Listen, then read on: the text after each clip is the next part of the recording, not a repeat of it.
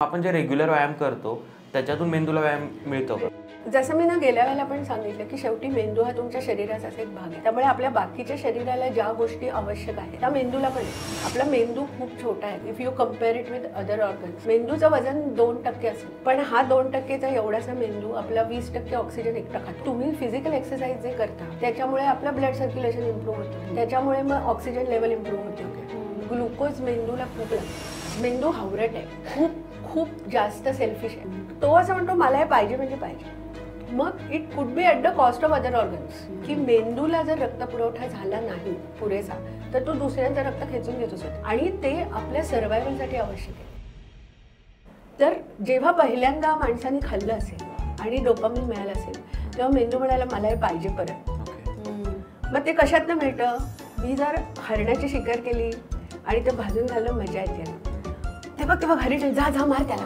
माणूस कुठलीही गोष्ट ही कायम रिवॉर्डसाठीच करतो. साधे साधे फरक जरी आपण केले की आपण जर राईटी असू तर आपण उजव्या हाताने ब्रश करतो तर डाव्या हाताने ब्रश करा. साधी सोपी गोष्ट सांगू मैथिली, तू रोज डाव्या हाताला घड्या लावतेस, ते उद्यापासून उजव्या हाताला लाव. हा मेंदूचा व्यायाम. आणि मग मेंदू किती आधी गोंधळ पटकन इथेच बघतो, मग तो अरे इथे ते इथे, मग तो जागृत होतो. तुम्ही टिक्कर खेळायचं तेव्हा तुमचं एस्टिमेशन सुधारायचं की नाही की मला हे फेकायचं आहे तर ते किती जोरात मी फेकलं तर तिथे जाऊन पडेल. कुठल्या चौकोनात फेकायचं आणि पडण्यासाठी माझे डोळे तिकडे असले पाहिजेत. मला हा अंदाज पाहिजे की मी किती जोरात फेकलं पाहिजे. म्हणजे गोट्या तुझं नेम म्हणजे आता घरच्यांना मला सांगतील की कारण तेव्हा गोट्या म्हणजे असा एक चांगला एक खेळ समजला जायचा नाही. चांगला म्हणजे असं कोणी एन्करेज नाही करत ना की गोट्या खेळ, पण आता कधी अरे तो सांगू शकतो एखाद्याला की ब्रेन एक्सरसाइज आहे तो. अरे सागर गोटे खेळायचं नाही, focus it's a brain exercise. Welcome back. Thank you. Smita Abhyankar आणि मंजिरी वेदक या दोघी जणी आता आपल्याशी गप्पा मारायला इथे आलेल्या आहेत. मागच्या वेळेला आपण अल्झायमर्स आणि डिमेन्शियाबद्दल बोललो होतो आणि जाता जाता तू एक आम्हाला अशी छोटीशी हिंट दिलीस की तुला परत बोलवायची गरज आहे. कारण ब्रेन आणि ब्रेनविषयी आपण खूप खूप कमी अवेअर आहोत आणि आपण फिजिकल ॲक्टिव्हिटीज करण्याकडे आपला कायम कल असतो, पण ब्रेन ॲक्टिव्हिटीज पण करायला लागतात हे तू त्या इंटरव्ह्यूमध्ये आपल्या लास्ट इंटरव्ह्यूमध्ये बोलली होती. आणि इंटरव्ह्यूमध्ये लास्टला सांगितलं होतं, सो नॉर्मली 1 तासानंतर वगैरे सांगितलं होतं ना आपण, 1 तासाचा झाला होता आपला. आणि आमचं असं असतं की लोक बऱ्याच वेळा मध्ये सोडू शकतात इंटरव्ह्यू, पण खाली कमेंट्स बघितल्या तर ते 1 तासानंतर आपण जो मेंदूचा सांगितलं ना की मेंदूची एक्सरसाइज वगैरे, तर खाली कमेंट्स आहेत सगळ्या की आम्हाला सांगा ते ब्रेन क्लब कसं जॉईन करायचं, मेंदूची एक्सरसाइज कुठे पाहता येतील. सो लाईक बेस्ट म्हणजे फक्त आम्हाला नाही तर लोकांना पण इंटरेस्ट ऑफकोर्स आहे आणि त्यामुळे आज आपण पुन्हा इथे आहोत. आणि आमचं काम पण सोपं आहे की लोक सांगणार सब्जेक्ट आणि शोधायची गरज आहे. पण अगेन तेव्हाच तेच झालं की आता एक्सरसाइज म्हणजे ना की आम्ही जेवढं ऐकलं की आता सारखे रील्स वगैरे खूप फिटनेस आहे सगळे, सो एकच माहिती आहे की ट्रान्सफॉर्मेशन होतं की तुम्ही जाडे असता, तुमचं वजन खूप कमी जास्त असतं आणि मग तुम्ही एक्सरसाइज करता आणि वजन कमी होतं. मग त्यानंतर काही लिव्हर वगैरे त्याचं पण ऐकलं ज्याच्यात सांगतात की एक्सरसाइज नाही केलं तर ते अगदी लिव्हरसुद्धा फुगतं. पण ते मेंदूचं इन जनरल मी ऐकलं नाही आहे लाईक एक्सरसाइज नाही केलं तर काय होतं. मेंदू फुगतो. ऍक्च्युली ना आपण जेव्हा व्यायाम म्हणतो ना तेव्हा त्याचे खरं तर 2 हेतू आहेत. एक हेतू तू म्हणालास तसं ट्रान्सफॉर्मेशन, की आपल्याकडे काहीतरी लॅकिंग असतं ते मिळवण्यासाठी आपण व्यायाम करतो, की हल्ली मसल बिल्डअप करायला वगैरे करतात व्हॉट एव्हर, की माझ्याकडे हे नाही आहे आणि ते मिळवायचं म्हणून मी करतो, किंवा हे आहे जे मला नको आहे ते कमी करण्यासाठी आपण व्यायाम करतो. पण व्यायामाचा जो बेसिक उद्देश आपल्याकडे आहे, जो योगामध्ये सांगितलेला तो आहे की तुमचं जे काही आपल्याला निसर्गाने दिलं आहे ते मेंटेन करण्यासाठी पण व्यायाम लावतो. तर आपण जेव्हा मेंदूचे व्यायाम म्हणतो त्यावेळेला त्यांचा जास्त संबंध मेंटेनन्सशी आहे. की बघ म्हणजे हे उदाहरण मला वाटतं एकदा शरद उपाध्यायांनी दिलं होतं की तुमचा जर बल्ब असतो आपल्याकडे, तो जर 50चा बल्ब असेल तर तुम्ही तो कितीही घासून पुसून स्वच्छ केलात आणि पूर्ण स्वच्छ केलात तरी तो तुम्हाला 50 व्होल्टेजचेच प्रकाश देणार, तो तुम्हाला 100चा नाही देणार. पण जर तुम्ही तो घासला नाही तर तो तुम्हाला 50चा पण देणार नाही. तर हे जे मेंदूचे व्यायाम आहे ते आपली जी क्षमता घेऊन आपण जन्माला आलोय तिचा ऑप्टिमम यूज करता येण्यासाठी आहे. त्यामुळे मेंटेनन्स हा उद्देश आहे. आणि मग येस काही जर लहानपणापासून तुम्ही केलेत तर त्याचा तुम्हाला मेंदूची जास्त चांगली वाढ होण्याच्यासाठी डेफिनेटली फायदा होतो. पण मुळातच आपण व्यायामांकडे फोकस करेस्तवर आपलं लहानपण संपून गेलेलं असतं. आणि मगाशी जे आपलं चर्चा झाली की मेंदूचे व्यायाम हा शब्द म्हटला की उठा, बाहेर पडा, जिमला जा, स्पोर्ट्स शूज घाला, धावायला, पळायला जा आणि घाम गाळा, हे एक बेसिक आपल्या डोक्यात कल्पना असते. पण मेंदूचा व्यायाम आणि शरीराचा व्यायाम ह्या दोन पूर्णपणे वेगळ्या संकल्पना म्हणण्यापेक्षा पूरक आहेत. हा, म्हणजे असं बघायला गेलं तर वेगळ्या संकल्पना आहेत की मेंदूचा व्यायाम करायचा तर तुम्हाला घाम गाळायचा नाहीये, कारण तुम्ही व्यायाम म्हटलं की फक्त तीच एक संकल्पना डोक्यात येते. सो मेंदूचा व्यायाम त्या दृष्टीने असा आहे की तुम्ही जे करताय रोज रुटीन मध्ये त्याच्यापेक्षा थोडंसं काहीतरी तुम्ही वेगळं केलं किंवा नवीन काहीतरी शिकलात, मेंदूचा व्यायाम होतो तिकडे. मेंदूच्या व्यायामाचा ना थेट संबंध आपल्या जाणीवांशी आहे. तुमच्या जाणीवा जास्त तीव्र, आणि मी जेव्हा जाणीव हा शब्द वापरते त्याला इंग्लिशमध्ये कॉन्शियसनेस म्हणतात, की तुम्ही तुमच्या शरीराबद्दल, तुमच्या सराउंडिंग्सबद्दल, तुमच्या भावनांबद्दल, तुमच्या विचारांबद्दल, तुमच्या रिलेशनशिपबद्दल किती कॉन्शियस आहात, ही एक बेसलाईन असते आपली. ती इम्प्रूव्ह करण्यासाठी आपण मेंदूचे व्यायाम करतो. म्हणजे त्याचा फक्त बौद्धिक ज्याला आपण डेव्हलपमेंट म्हणतो त्याच्याशी संबंध नाही. कारण आपली जी इंटेलेक्च्युअल डेव्हलपमेंट आहे ती अशी काही लिनियरली होत नाही, की ते दोन वेगळे सेगमेंट्स नाही आहेत की आता माझी बौद्धिक वाढ झाली, आता माझी इमोशनल ग्रोथ झाली, आता माझा सोशल अवेअरनेस वाढला. ते सगळे इतके इंटर रिलेटेड आहेत. त्यामुळे जे व्यायाम आहेत त्यांचा फक्त उद्देश हा माझी मेमरी चांगली राहावी आणि माझं कॉन्सन्ट्रेशन चांगलं राहावं, हा आउटकम आहे, दॅट इज द रिझल्ट. त्यासाठीच फक्त आपण मेंदूचे व्यायाम नाही करत. म्हणजे तो व्यायामाचा संबंध तुमच्या हुशारीशी नाहीये, तुमच्या ओव्हरऑल अस्तित्वाशी आहे. इट्स अबाउट वेलबिंग, की तुमचा सर सलामत तो पगडी पचास असं आपल्याकडे म्हणतात, की तुमचा मेंदू जर नीट काम करत असेल, तुमचं डोकं ठीक असेल तर पगड्या तुम्ही भरपूर मिळू शकतात वेगळ्या वेगळ्या रंगाच्या, पण डोकंच नसेल तर पगडी घालायची कुठे. राईट. पुन्हा इथे तेच होतं की मेंदू एवढा महत्वाचा आहे, माहिती आहे की महत्वाचा आहे, आणि माहीतच नव्हतं की आता तुम्ही जसं म्हटलं की मेंदूचा फक्त हुशारीशी संबंध नाही आहे. आणि आम्ही ऐकताना फक्त तेवढंच ऐकलं की तुझा मेंदू कमी आहे का, की कारण तुला समजत नाही एखादी गोष्ट वगैरे. सो इंटरेस्टिंग आहे. मला तेच आता पुन्हा विचारायचं, तुम्ही सांगितलं की लाईक मेंदूचे व्यायाम म्हणजे एक वेगळी कन्सेप्ट असू शकते किंवा जे आपण फिजिकल व्यायाम करू शकतो ते त्याला पूरकही असू शकतात. तर मला तेच पुन्हा विचारायचं की मग आपण जे रेग्युलर व्यायाम करतो त्याच्यातून मेंदूला व्यायाम मिळतो का? ओके. कारण जसं मी ना गेल्या वेळेला पण सांगितलं की शेवटी मेंदू हा तुमच्या शरीराचाच एक भाग आहे. त्यामुळे आपल्या बाकीच्या शरीराला ज्या गोष्टी आवश्यक आहेत त्या मेंदूला पण आहेत. त्यामुळे तुम्ही फिजिकल एक्सरसाइज जे करता त्याच्यामुळे आपलं ब्लड सर्क्युलेशन इम्प्रूव्ह होतं, त्याच्यामुळे मग ऑक्सिजन लेवल इम्प्रूव्ह होते, ग्लुकोज मेंदूला खूप लागतो. आपला मेंदू खूप छोटा आहे खरं तर, if you compare it with other organs. मेंदूचं वजन 2% असेल, पण हा 2%चा एवढासा मेंदू आपला 20% ऑक्सिजन एकटा खातो. मेंदू हावरट आहे आणि खूप खूप जास्त सेल्फिश आहे. तो असं म्हणतो मला हे पाहिजे म्हणजे पाहिजे. मग it could be at the cost of other organs, की मेंदूला जर रक्त पुरवठा झाला नाही पुरेसा तर तो दुसऱ्यांचं रक्त खेचून घेतो स्वतःकडे, आणि ते आपल्या सर्व्हायव्हलसाठी आवश्यक आहे. कारण मेंदूचा संबंध सगळ्याशी आहे. आपण जो श्वासोच्छ्वास करतो त्याच्याशी मेंदूचा संबंध आहे. आपले बाकीच्या ऑर्गन्सचं जे फंक्शनिंग आहे ते व्यवस्थित राहण्यासाठी मेंदूचा संबंध आहे. आपल्याला ज्या वेदना जाणवतात, पेन जी जाणवतात त्याचा मेंदूशी संबंध आहे. त्यामुळे त्याची लुडबुड सगळीकडे आहे. त्यामुळे त्याला सगळ्यात जास्त सगळं मिळालंच पाहिजे. आणि म्हणून तुम्ही जेव्हा व्यायाम करता तेव्हा तुमचं सर्क्युलेशन इम्प्रूव्ह होतं, ऑक्सिजन लेवल चांगले होतात, ऑटोमॅटिकली मेंदूला त्याचा फायदा होतो. एंडॉर्फिन्स नावाचे मेंदूमध्ये वेगळे वेगळे बायोकेमिकल्स असतात, त्यांचा खूप मोठा रोल आहे आपल्या रोजच्या आयुष्यात, जे आपल्याला माहिती पण नसतं. पण तुम्ही जेव्हा व्यायाम केल्यानंतर आपल्याला दुखतं ना सुरुवातीला, आणि तरी पण आपल्याला परत व्यायाम करावासा वाटतो. तुम्हाला ते एकदा सवय लागली की असे जे रेग्युलरली जिमिंग करणारे लोक असतात ना, त्यांना ते एखाद दिवशी केलं नाही तर त्यांना असं वाटतं नाही मी आधी जातो जिममध्ये आणि करतो. तर त्याच्यामध्ये मसल बनवणं हा again that is a result of it. पण ते तुम्हाला करावेसे वाटतात कारण तुम्ही व्यायाम केलेत की एक एन्डॉर्फिन नावाचं बायोकेमिकल सिक्रेट होतं की जे तुमचे पेन कंट्रोल करणार आहे. म्हणजे जे ड्रग्स घेतात आपण, पेन मेडिसिन्स घेतो, त्याचा जो इफेक्ट आहे तो मेंदू आपल्याला ऑटोमॅटिकली देतो. एन्डॉर्फिन सिक्रेट झाले की आपली पेन कंट्रोलमध्ये येते आणि आपल्याला बरं वाटतं.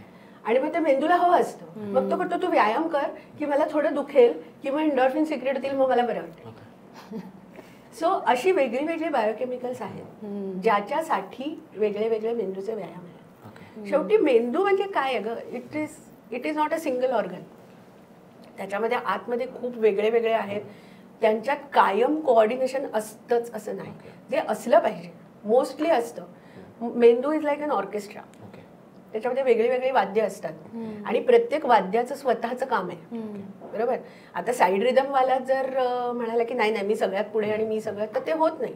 त्याचं काम साईड रिदम देणं हेच आहे. व्हायोलिनचे पीसेस हे व्हायोलिनचे पीसेस असतात तेव्हाच वाजले पाहिजे. तुम्ही जेव्हा अकॉर्डियनची गरज आहे तेव्हा व्हायोलिन वाजलं तर ते आपल्याला खटकतं.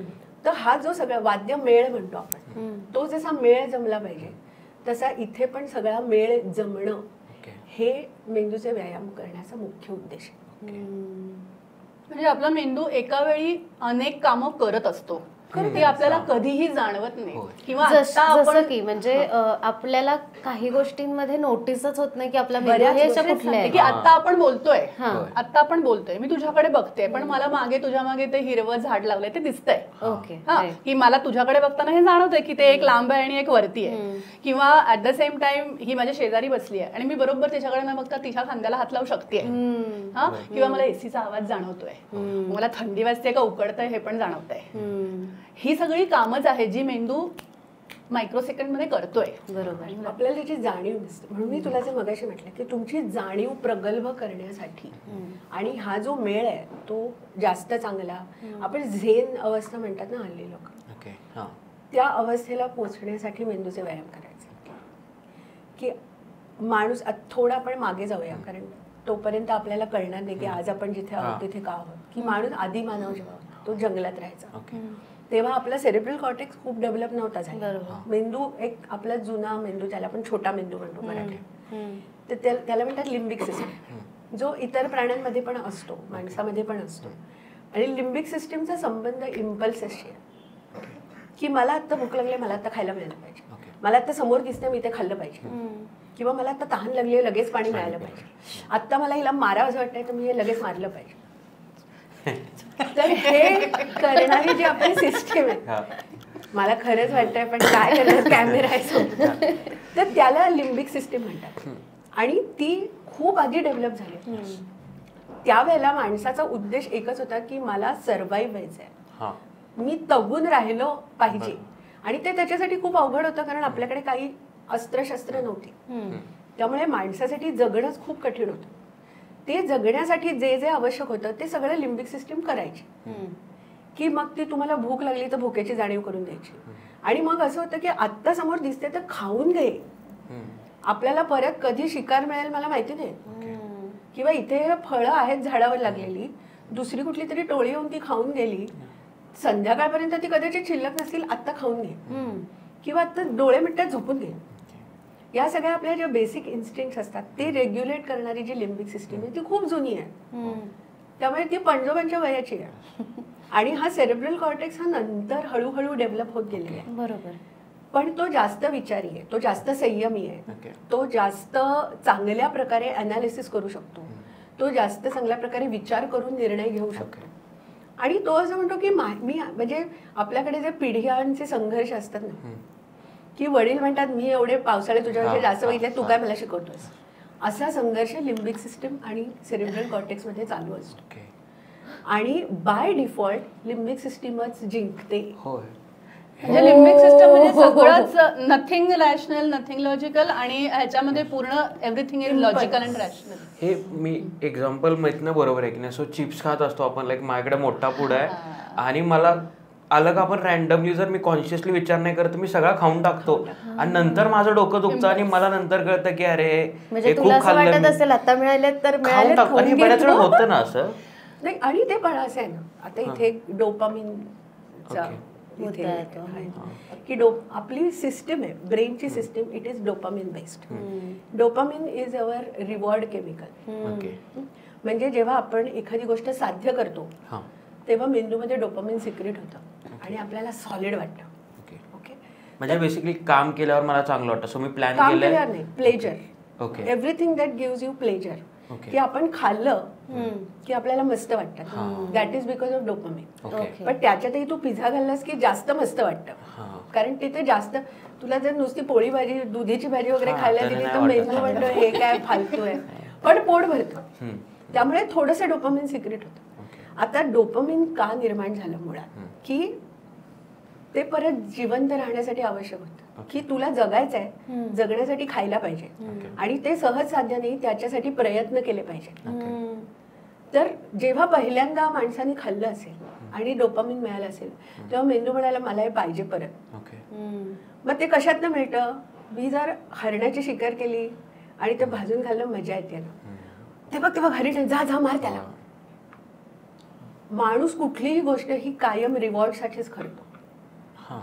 आपल्याला त्यातनं काहीतरी मिळालं काहीतरी पाहिजे, मिळालं पाहिजे. That is dopamine. ओके. पूर्वी ते मिळणं अवघड होतं. ओके. आता आपण ज्या जगात राहतोय तिथे आपण स्विगीवरनं ऑर्डर केलं 10 मिनिटात मिळतं, आपण खातो, आपल्याला मजा येते. त्यामुळे हल्ली डोपामिन ओव्हरडोस झालाय आणि मग माणसं अजून अजून वेगळं शोधत राहतात. ह्याच्यात मला मजा येत नाही, दुसरं काहीतरी, ह्याच्यात मजा येत नाही, दुसरं काहीतरी. पण आपल्या मेंदूला डोपामिनची एवढी सवय झाली आहे की ते मिळालं नाही तर मग बोर्डम म्हणतो ना, कंटाळा. म्हणजे कंटाळा येण्याचं प्रमाण, इम्पेशन्स हे वाढण्याचं कारण हल्ली हे सगळ्यांना असू शकतं. There is सगळ्याच an overload गोष्टींचा of कंटाळा dopamine. येतो. आणि ते आपल्याला सहज. तुला एक गंमत सांगते, दिस इज व्हेरी इंटरेस्टिंग. तू जर एकदम अशी 40-50व्या मजल्यावर वगैरे गेलीस आणि तू खाली बघितलंस की आपल्याला असं सॉलिड वाटतं की नाही, की एकदम हाय मी केवढ्या उंचावर आहे वगैरे, हा त्यावेळेला डोपामिन सिक्रेट होतं. ओके. ते का होतं, पूर्वीच्या काळी एलिव्हेटर्स नव्हते. डोंगर चढायचा असेल तर माणसाला प्रयत्न करून तो चढायला लागायचा आणि तो तुम्ही चढून वर गेला त्याचा रिवॉर्ड म्हणून तुम्हाला डोपामिन मिळायचं. ओके. आता आपण एलिव्हेटरनी वर गेलो, आपण कष्ट अजिबात केले नाहीत, पण तो डोपामिन लूप चालू राहतो. ओके. त्यामुळे पूर्वी डोपामिन हे कष्ट साध्य असलं पाहिजे, जे आपल्याला आता सहज मिळतं. त्यामुळे माणसाला पटकन कंटाळा येतो. तर ते आम्हाला असं वाटायचं सोशल मीडियामुळे माणसाला पटकन कंटाळा येतो किंवा त्याचे पेशन्स सोशल मीडियाचा संपलाय. डायरेक्ट डोपामिनशी संबंध आहे. तुला लाईक्स मिळाले की सॉलिड वाटतं. हां. त्याचा संबंध कशाशी आहे, आपला सोशल, जे मी मगाशी म्हटलं ना की मेंदू हे सगळं आहे, की माणसाला ग्रुपमध्ये राहण्याची गरज होती सुरुवात, की मला जर जिवंत राहायचं असेल तर मी एकटा असेल तर मरेन, पण माझ्या आजूबाजूला माणसं असतील तर आम्ही सगळे मिळून प्रतिकार करू. त्याच्यासाठी मला जास्तीत जास्त माणसांनी ऍक्सेप्ट केलं पाहिजे. मग ते कुणीतरी कौतुक केलं, कुणीतरी लाईक केलं, कुणीतरी कमेंट केली की त्याच्यातनं ते हा म्हणजे मुळात feeling ऍक्सेप्ट येतं, केलं पाहिजे. acceptance. Acceptance, validation. तर ते पूर्वी ती आपली गरज होती, सर्व्हायवल नीड होती, ती अजून कंटिन्यूड आहे. ते काही संपलेलं नाहीये. म्हणजे कॉर्टेक्स कितीही स्वतःचं दाखवत असलं तरी हे जे मूळ इन्स्टिंक्ट्स आहेत ते सगळे तसेच आहेत. मग सोशल मीडियावरती जेवढे जास्त लाईक्स तेवढे जास्त व्हॅलिडेशन मला आहे असं आपल्याला उगाचच वाटतं आणि म्हणून आपण त्याच्या मागे धावतो. पण अगेन ही गरजच आहे ना, लाईक एखादा असं म्हणू शकतं की माझ्या मेंदूची गरजच आहे, की मला असं वाटतंय. गरज नाही, जसं आपण लोक ड्रग्स घेतात ती गरज नाहीये, त्यांनी किक येते ना. आपल्याला फक्त असं वाटतं की आपण नार्को ड्रग्स घेतला की किक येते. ह्या सगळ्यांनी पण आपल्याला किकच येते. Success it gives you a kick, that is a lot of dopamine. की असे सगळे लोक आहेत माझ्याकडे बघताय, मी माझ्या घरातनं हात हलवतोय की एवढे लोक आहेत, ते सगळं काय, इट्स ऑल डोपामिन. प्रॉब्लेम असा आहे की डोपामिनमुळे आपला मेंदू सतत एलिव्हेटेड स्टेटमध्ये राहतो, तो शांत होत नाही. आणि मेंदू शांत होणं हे मेंदूच्या हेल्थसाठी सगळ्यात महत्वाचं आहे. आपल्याला ते ब्रेन फॉग म्हणतात हल्ली, माहिती, सतत आपल्याला असं वाटतं थकल्यासारखं, मला काही करावं असंच वाटतं. याचं कारण आपण मेंदूला विश्रांती नाही देत. विश्रांती म्हणजे मी घरात बसले आणि फक्त रील्स बघते ना, मी कुठे काय काम करते. रील्सने डोपामाइन रिलीज होतं का? होतं, मेंदू काम करत राहतो. डोपामाइन रिलीज होतं की नाही हे पण नाही माहिती. मेंदूला तुम्ही सतत काहीतरी कम्युनिकेशन देताय. ओके. त्यामुळे तो सतत तो चालू थोडा होतो. एक अजून वेगळा मुद्दा आहे की हे बरोबर आहे की आपल्या मेंदूला आपण सतत नवीन द्यायला Okay. पाहिजे, पण ते सतत म्हणजे काय हे आपल्याला माहिती हवं की मेंदूला प्रोसेस कराव्या लागतात गोष्टी. तुम्ही जेव्हा रील्स बघता त्यावेळेला मी हे बघितलं आणि मला असं वाटलं हे फालतू आहे, मी पुढे गेलो. हो. पण हे कोणी केलं, कुणी ठरवलं की हे फालतू आहे, मेंदूने ठरवलं. म्हणजे त्याला तिकडे डोकावून बघावं लागलं. त्याची गरज नसताना त्याची 5 मिनिटं त्याच्यात गेली की हे मी बघतोय ते काय आहे, मी पूर्वी बघितलंय का, त्याच्यातनं मला मजा आली होती का, नाही नव्हती आली ना, मग जा पुढे जा पुढे जा. त्याच्यात आपल्या मेंदूची बँडविड्थ वापरली जाते ना. आपल्याला वाटतं मी एका सेकंदात पुढे गेले काय झालं, पण असे तुम्ही काय झालं? 50 रील्स बघता तेव्हा काहीही गरज नसताना मेंदूचे 50 सेकंद फुकट जातात आणि त्यात त्याची जी एनर्जी आहे ती वापरली जाते. म्हणजे काम करत राहतो मेंदू, आराम नाही मिळत त्यावेळी. कळलं, तू म्हणून थकलेला असतोस कायम. तो विचार करत राहतो ना की हे बघ ही प्रोसेस आहे की आपले द फॅक्ट इज की आपल्या आतमध्ये जेवढं इन्फॉर्मेशन जात असतं बाहेरून त्यातलं फक्त 5% असं आहे ज्याची आपल्याला जाणीव आहे. उरलेलं 95% जात आहे. पण जसं ही तुला मगाशी म्हणाली की ते मागचं ते मेंदूने टिपलंय, भले तुला त्याची जाणीव नसेल पण ते दिसतंय ना त्याला, आणि मग ते गेलं कुठेतरी आणि मग त्याला काहीतरी करावं लागतं. मार दिया जाय की छोड दिया जाय हे मेंदूला ठरवावं लागतं. 5% गोष्टी फक्त कळतात, 95% इतर गोष्टी कळत पण नाहीत, पण आपण त्या नोटीस केलेल्या असतो. म्हणजे आपण जे म्हणतो की अरे मी हे कुठेतरी बघितलंय पूर्वी. ते असं कुठेतरी ते तसं आठवतं. ठेवायला मला आठवत नाही, कारण त्याने ते कधीतरी टिपलेलं असतं. आता आणि AC चालू आहे ना, तो बंद झाला की आपल्याला लगेच काय तेव्हा ती जाणीव होईल. जाणीव नाही, पण ते नोटीस पूर्ण वेळ होत आहे की AC चालू आहे. बरोबर. ह्याचाच अर्थ मेंदू ते करतोय. या सगळ्यातून मेंदूची सुटका करणं is also a type of rest is also an exercise, particularly for the brain. कारण तुम्ही त्याला शांत केलं नाही तर तो शांत होणार नाही. तो बिचारा तो सतत काम करायची त्याला सवय. हे म्हणजे आपण एखाद्या माणसाला 24 तास जिम मध्येच पाठवलं. आणि मी जे तुला मगाशी म्हटलं की तुमची सिस्टीम सतत एलिव्हेटेड राहते. आपल्याकडे थोडं टेक्निकल बोलले तर चालेल. Yes yes. एक हा विचार सिम्पथेटिक नर्वस सिस्टीम आणि पॅरासिम्पथेटिक नर्वस सिस्टीम अशा 2 सिस्टीम्स आपल्या ब्रेनच्या. ते जेव्हा तुम्ही खूप उत्साही होता किंवा तुम्ही खूप त्याला काय म्हणतात when your moods are elevated किंवा तुम्हाला भीती वाटते, what ever extreme emotions extremely, तेव्हा आपली सिम्पथेटिक नर्वस सिस्टीम ऍक्टिव्हेट होते. किंवा खूप स्ट्रेस आला, जेव्हा तुम्हाला काहीतरी ऍक्शन घेणं आवश्यक आहे त्यावेळेला आपली सिम्पथेटिक नर्वस सिस्टीम असते ती ट्रिगर होते. तुम्ही ती ऍक्शन घेतली की ती सिस्टीम हळूहळू शांत होते आणि मग पॅरासिम्पथेटिक मोडमध्ये तुम्ही जाता, जो मेंदूचा डिफॉल्ट मोड आहे. म्हणजे फॉर एक्झाम्पल आपण परत आदिमानवाचं उदाहरण घेऊ. तो जंगलातनं फिरतोय, मागून वाघ आला तर त्याला धावायला पाहिजे ना. मग त्याच्यासाठी काय लागतं, आपल्याला आपले स्नायू जास्त चांगले पॉवरफुल झाले पाहिजे, मग त्यांना जास्त रक्तपुरवठा झाला पाहिजे, मग हार्ट जोरात पंप केलं पाहिजे की मग ते रक्त जास्त त्यांच्या दिशेने जाईल, किंवा डोळे आपले सेन्सेस अलर्ट झाले पाहिजे. याचाच अर्थ आपल्याकडे लिमिटेड रक्त आहे. मग काय करतं आपलं शरीर की लिव्हरला सांगता आता तुझं काही काम नाही ना, ते रक्त इकडे दे, मी ते मसलकडे पाठवतो. मग ते तिथे डायव्हर्ट होतं. मग आपण तो जोरात धावायचा, मग त्याच्या हार्टबीट्स वाढायच्या, घसा कोरडा पडायचा, डोळे असे जास्त शार्प व्हायचे, हे सगळं व्हायचं. मग एकदा ती वाघाची भीती संपली की तो त्याच्या गुहेत जाऊन बसायचा, असं करायचा.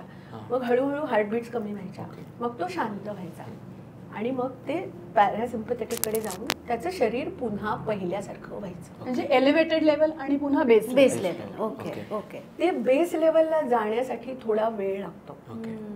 तो वेळच आपण मेंदूला देतो. एक एक्साइटमेंट, दुसरी, तिसरी, चौथी, ते कसं जायचं हे पण मेंदूच्या व्यायामांमधून आम्ही शिकवतो. आता हे सगळे जे तुम्ही सांगितलं की ब्रेनचं कसं फंक्शन होत आहे, सो मी माझं फॉर एक्झाम्पल रोज जेव्हा मी एखादं काम करतो वगैरे आणि त्यानंतर असं मी काम सांगतो की काय होतं आणि मग ह्याच्यात तुम्ही सांगा की ह्याच्यात हे कसं वर्कआउट झालं. सो बऱ्याच वेळा काय होतं की खूप सारी कामं आठवतात आपल्याला की एक मेंदूत लिस्ट बनलेली असते की हे करायचं, मला ते करायचं, आणि इन जनरल स्ट्रेस बिल्डअप होतो. आणि नंतर मग जेव्हा स्ट्रेस झाल्यानंतर ना अशी वेगळीच फिलिंग येते, आता मला काहीतरी जंक खायचं आहे, किंवा मला आता काहीतरी मित्रांबरोबर जाऊन हे करायचं आणि ते केल्यानंतर चांगलं वाटतं, पण ती कामं राहून जातात. मग ह्याच्यात हे कसं वर्कआउट होतं असं? मी जसं मगाशी म्हटलं ना की एकतर हा संघर्ष आहे तुमची लिम्बिक सिस्टीम आणि फ्रंटल कॉर्टेक्स, की लिम्बिक सिस्टीम असं म्हणते जाऊ दे ना, कंटाळले सोडून, पण आपला फ्रंटल कॉर्टेक्स म्हणजे सेरिब्रल कॉर्टेक्स म्हणतो नाही आपल्याला पूर्ण करायचं. कारण सेरिब्रल कॉर्टेक्सचा संबंध गोल सेटिंगशी. ओके. की माझं असं म्हणणं आहे की मुळामध्ये प्रेडिक्टिव्ह कपॅसिटी आहे त्याच्याकडे, की बाकीचे जे प्राणी आहेत ते प्रेडिक्ट नाही करू शकत. दे लिव्ह इन टुडे. की आत्ता मला भूक लागली, मी आता शिकार केली पाहिजे आणि मी ती खाई नाही.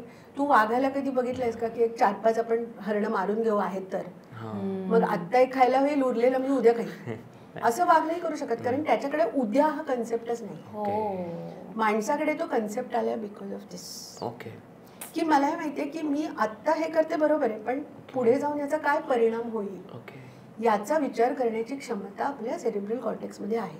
तर आपण जेव्हा लिस्ट बनवतो तेव्हा आपण ह्या टू डू लिस्ट म्हणतो ना, की मी हे करीन मग हे करीन. तर मग आपण प्लॅन करतो की ठीक आहे मला ना आजच्या दिवसामध्ये हे काम कम्प्लीट करायचं आहे, किंवा हे मी 2 दिवसांनी करीन, किंवा मग हे पुढच्या आठवड्यात करीन, अशी आपण ती लिस्ट बनवतो. ती बनवली की ती लिम्बिक सिस्टीम सांगते अरे काय चाललंय आत्ता काय करायचं ते बघ ना. होय, बऱ्याच वेळा सांगतात. प्रोक्रॅस्टिनेट करतो आपण म्हणतो. की आता टिपिकल म्हणजे आपण असं सॉलिड सकाळी उठल्यानंतर न्यू इयर रेझोल्युशन्स असतात ना, यावर्षी मी हे सगळं करणार. एक पहिले 8-10 दिवस आपण करतो, मग मी यावर्षीनाच ठरवलेलं आहे मी डायटिंग करणार, मी ब्रेडकडे बघणार पण नाही. पहिला महिना बरा जातो. मग दुसऱ्या महिन्यात हळूहळू लिम्बिक सिस्टीम म्हणते ते बघतो आवडतो ना तुला खा ना.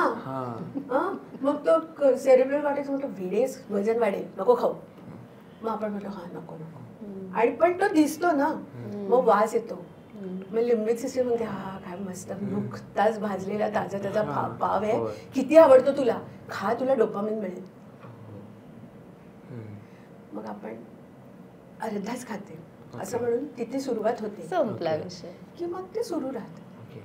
तर ती जी टू डू लिस्ट आहे तिच्यामुळे आपल्याला जे प्रेशर येतं ना ते लिम्बिक सिस्टीमचं प्रेशर आहे.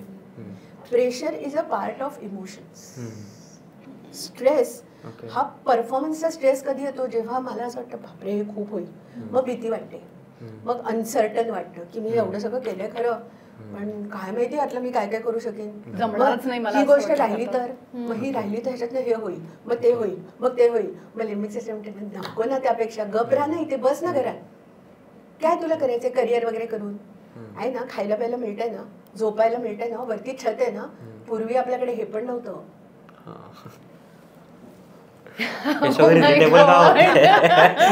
म्हणजे ती लिम्बिक सिस्टीम सारखी तुम्हाला आदिमानवाकडे ती पुढे आलेली नाही. ओके. तू घराबाहेर पडशील, ऍक्सिडेंट झाला मरशील ना, बस ना घरात, कशाला यायचं बाहेर. मग आपल्याला stress is always a result of conflict between cortex. कारण सेरिब्रल कॉर्टेक्सला भावना नाही कळत, ते रेग्युलेट करतं. मग तो सांगतो जर तुमचा सेरिब्रल कॉर्टेक्स तेवढा हुशार असेल तर तो तुला सांगेल की मैथिली तू रोज घराबाहेर पडतेस ना, झालाय का तुझा ऍक्सिडेंट, याचा ऐकू नको, चल चल बाहेर पड, आपल्याला हे काम करायचंय. मग आपण म्हणतो ना काही लोक ड्रिव्हन असतात, सेल्फ ड्रिव्हन. तो हे दिल और दिमाग का क्या झोल है, ये क्या केमिकल लोचा है. केमिकल लोचाच आहे तो सगळं. आणि आपला मेंदू इज इक्वल टू केमिकल्स. आपला मेंदू म्हणजे काय आहे शेवटी ना, त्याच्यामध्ये वेगळे वेगळे न्यूरो ट्रान्समिटर्स फिरत असतात इकडून तिकडे, आणि न्यूरॉन्स आपल्या ज्या पेशी आहेत ज्यांचं जाळं आपल्या शरीरात साधारण किती असतील न्यूरॉन्स, गेस आहे? खूप असू शकतो, 100 मिलियन म्हणजे 1 कोटी करोडो एवढे तर असतात. आणि प्रत्येक न्यूरॉनचे जे नेटवर्क्स आहेत साधारण 10,000 दुसऱ्या न्यूरॉनशी तो जोडलेला असतो. म्हणजे आपल्या हे इम्पॉसिबल आहे. आपण जर विचार करायचा ठरवलं तर हे खूप अवघड आहे विचार करणं, पण ते तसं आहे. प्रॉब्लेम असा आहे की आपण ते वापरत नाही. तर दिल दिमाग जे म्हटलं ना, तर दिल म्हणजे काय आहे, ते हृदयात नाही. आपण जो मनाचा संबंध हृदयाशी जोडतो तो का जोडतो, की मी अपसेट झाले, जे मी मगाशी सांगितलं, सिम्पथेटिक नर्वस सिस्टीम ऍक्टिव्ह झाली, त्याची जाणीव आपल्याला कशामुळे येते, म्हणून आपल्याला असं वाटतं की सगळे इथे तर हृदय बिचारा त्याचा काही ह्या सगळ्या गोंधळाशी संबंध नाही. It's a supplier of blood. मेंदू म्हणाला मला 1 लिटरच्या ऐवजी 2 लिटर ब्लड हवंय, तर ते म्हणतात चल पाहिजे ना तुला घे, मग मला म्हणजे फुकट जास्त मेहनत आहे असं करून ते जास्त जोरात पंपिंग सुरू होतं. That's it. पण दिल असेल, दिमाग असेल, जे सगळं काय येतं इथे. आपण असं म्हणू की limbic system is equal to दिल आणि cerebral cortex is equal to दिमाग, जर आपण अगदी लेमॅन्स टर्म मध्ये बोलायचं समजलं. आणि ते दिल दिमागचा झगडा कायम चालू असतो, ज्यांना एव्हरीथिंग इज इन माइंड किंवा एव्हरीथिंग इज इन ब्रेन, आणि तो रेग्युलेट करता येणं याच्यासाठी मेंदूचे व्यायाम. म्हणजे आता एवढ्या सगळ्या गोष्टी सांगितल्या ना, जसं आपण बोललो की मला असं वाटतं की फक्त लिम्बिक सिस्टीम किंवा छोटा मेंदूच ऍक्टिव्हिटी आहे माझा. कारण किती साऱ्या गोष्टी होत आहेत की म्हणजे जर मला कळलं की तो सेरिब्रल कॉर्टेक्स थोडा जरी ऍक्टिव्हेट झाला तर मला कळेल ना की आज पैसे नाही खर्च करायला पाहिजे जास्त, की आज मग हे का नाही कळत आहे. याचं कारण हा पूर्वापार आहे आपल्याला. जर मी म्हटलं ना की उद्या जर आपल्याला आपला 15 वर्षाचा मुलगा आहे, तो आपल्याला सांगायला आला की आई तू ना इन्व्हेस्टमेंट अशा केल्या पाहिजेस, मी त्याला सांगेन तू काय मला शिकवतो, मी पिढ्यानपिढ्या एफडी काढते, तू मला हे SIP वगैरे मला काही सांगू नको. वेरच त्याला माहिती आहे ना की अगं हे बेटर प्लॅन आहे, पण आपण त्याला उडवून लावतो ना, तर ते कायम तो मोठेपणा लिम्बिक सिस्टीम गाजवते की तू जन्म पण झाला नव्हता ना तेव्हापासून मी सगळं हँडल करतोय, तू काय मला सांगतो. त्यामुळे तो संघर्ष आहे. तो संघर्ष मिटवण्याचं काम करणारा एक मिडलमॅन आपल्या मेंदूमध्ये आहे, त्याला सिंग्युलेट कॉर्टेक्स असं म्हणतात. की जो त्या दोन्हीमध्ये मग ओके तू शांत राहा, आपण आई जे काम करते ना वडील आणि मुलाच्या मध्ये बऱ्याच घरांमध्ये की हो बरोबर आहे, मला माहिती आहे तुला आता चॉकलेट हवंय, पण आता तो करतोय ना जरा थोडं वेट कंट्रोल नको ना, उद्या खाऊया ओके, किंवा एकदा त्याचा हा पूर्ण प्लॅन होऊ दे, त्याच्यानंतर आपण चॉकलेट खाऊ, हे सांगणारा एक गृहस्थ आपल्या मेंदूमध्ये आहे. किंवा मला ह्या बाबतीत असं वाटतं की लिम्बिक सिस्टीमच डॉमिनंट आहे माझी, त्या सेरिब्रल कॉर्टेक्सला बोलूनच देत नाही. फ्रँकली स्पीकिंग लिम्बिक लोकांचं असं असतं, वेटो पॉवर म्हणतात माहिती, ती लिम्बिक सिस्टीमकडे ओके, की कॉर्टेक्स सांगतो ते सगळ्याला नाही म्हणण्याची तिच्याकडे, आणि ते सतत वापरते. हा म्हणजे कॉर्टेक्स 99 गोष्टी करेल आणि लिम्बिक सिस्टमने एक गोष्ट केली की त्या 99 शून्य होऊन जाते. हे काय व्यायाम फालतू, आत्ता तुला झोपायची संधी आहे तर झोपून घे. याचं पण कारण आहे की जसं मी म्हटलं की ती अजून जंगलात आहे ना, आत्ता इथे सुरक्षित आहेस ना तू, विश्रांती घे. न जाणो बाहेर पडलास वाघ खाईल 2 मिनिटात की विश्रांती नाही, काय शिल्लक नाही राहणार. आत्ता खायला मिळते ना, खाऊन घे. आणि ते डॉमिनंट आहे. याचं कारण समृद्धी ही आत्ता आली आहे माणसाकडे. गेल्या आपण असं म्हणू 5-6 हजार वर्षात जेव्हा माणूस सेटल झाला, शेती करायला लागला, मग साचवायला लागला गोष्टी, जे मी तुला म्हटलं की उद्याचा विचार करण्याची क्षमता आल्यानंतर माणसांनी समृद्ध करायला सुरुवात केली स्वतः. जेव्हा त्याला हे कळलं की मी शेती केल्यानंतर जे धान्य उगवतील ती मी साठवून ठेवू शकतो की ती मला वर्षभर कामाला येतील, मग मला भुकेची टेन्शन नाही. त्यामुळे कॉर्टेक्स निवांत आहे. आपल्या कॉर्टेक्सला हे माहिती आहे की अगं नाही घरात तर स्विगी करून मागव, त्यात काय एवढं. पण लिम्बिक सिस्टम म्हणते संपलं, घरातलं सगळं संपलं, आता काय करू, आता खायला कसं मिळणार, मरशील तू. त्यामुळे इट ऑलवेज गेट्स.